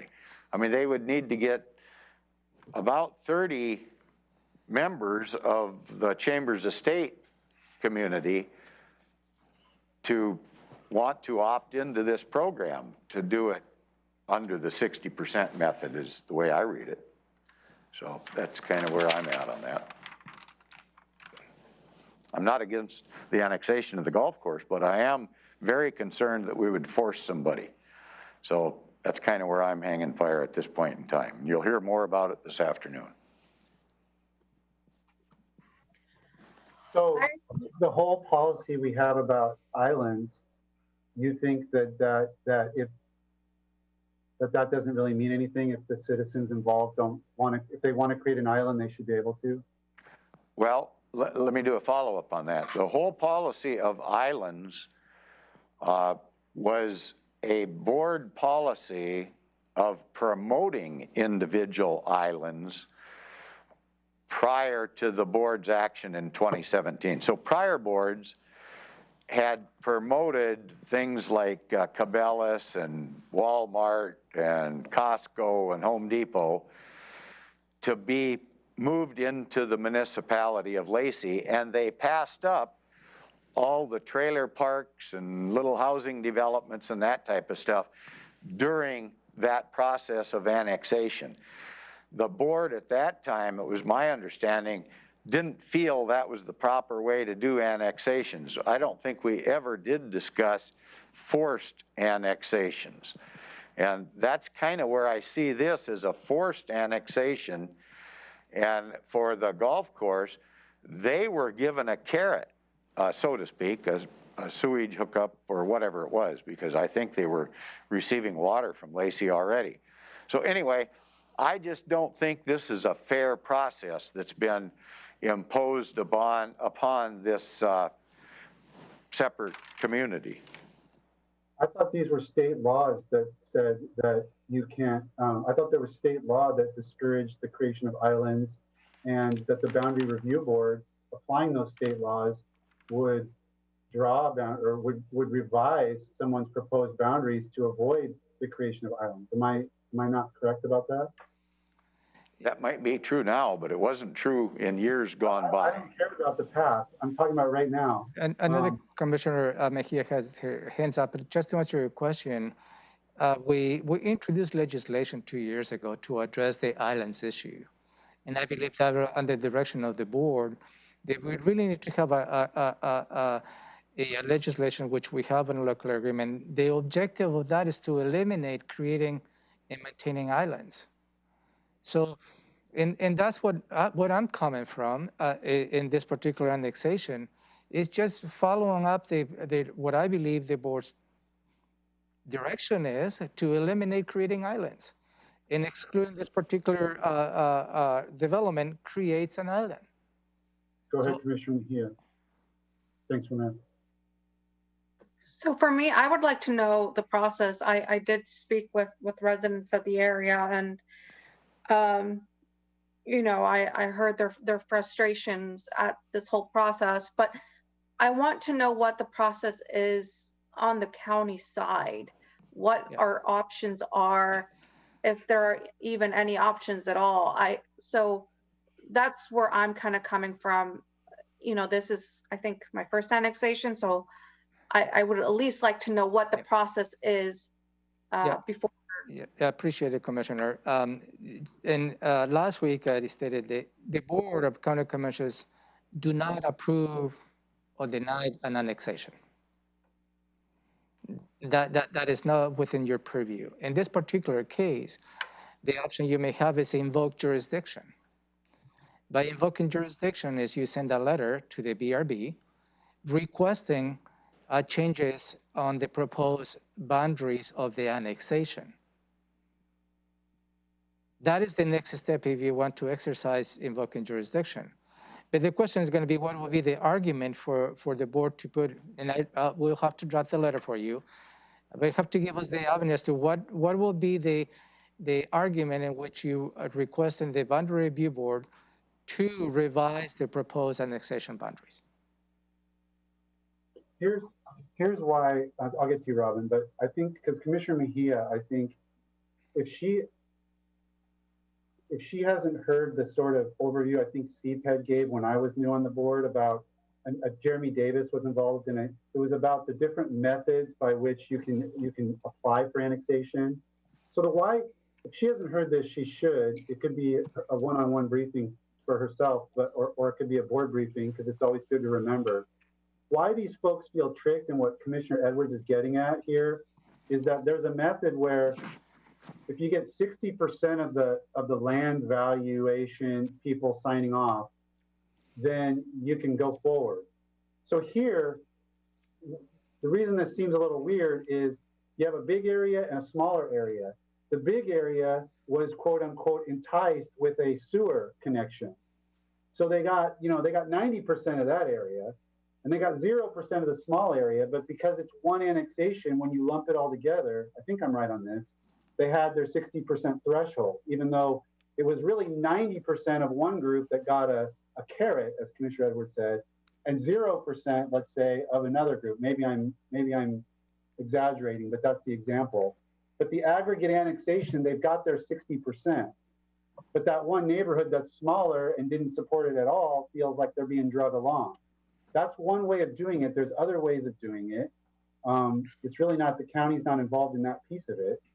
But that's something, in order to understand what you were hearing from the residents of the Chamber of the State, and I spoke to the Homeowners Association person as well yesterday, you have to kind of understand those different methods. And Josh is here, and I know he knows more about it than I do, but Commissioner, maybe if the board agrees, I can probably bring this item for next week's conversation, and then maybe we can ask Jeremy Davis to come and give a perspective.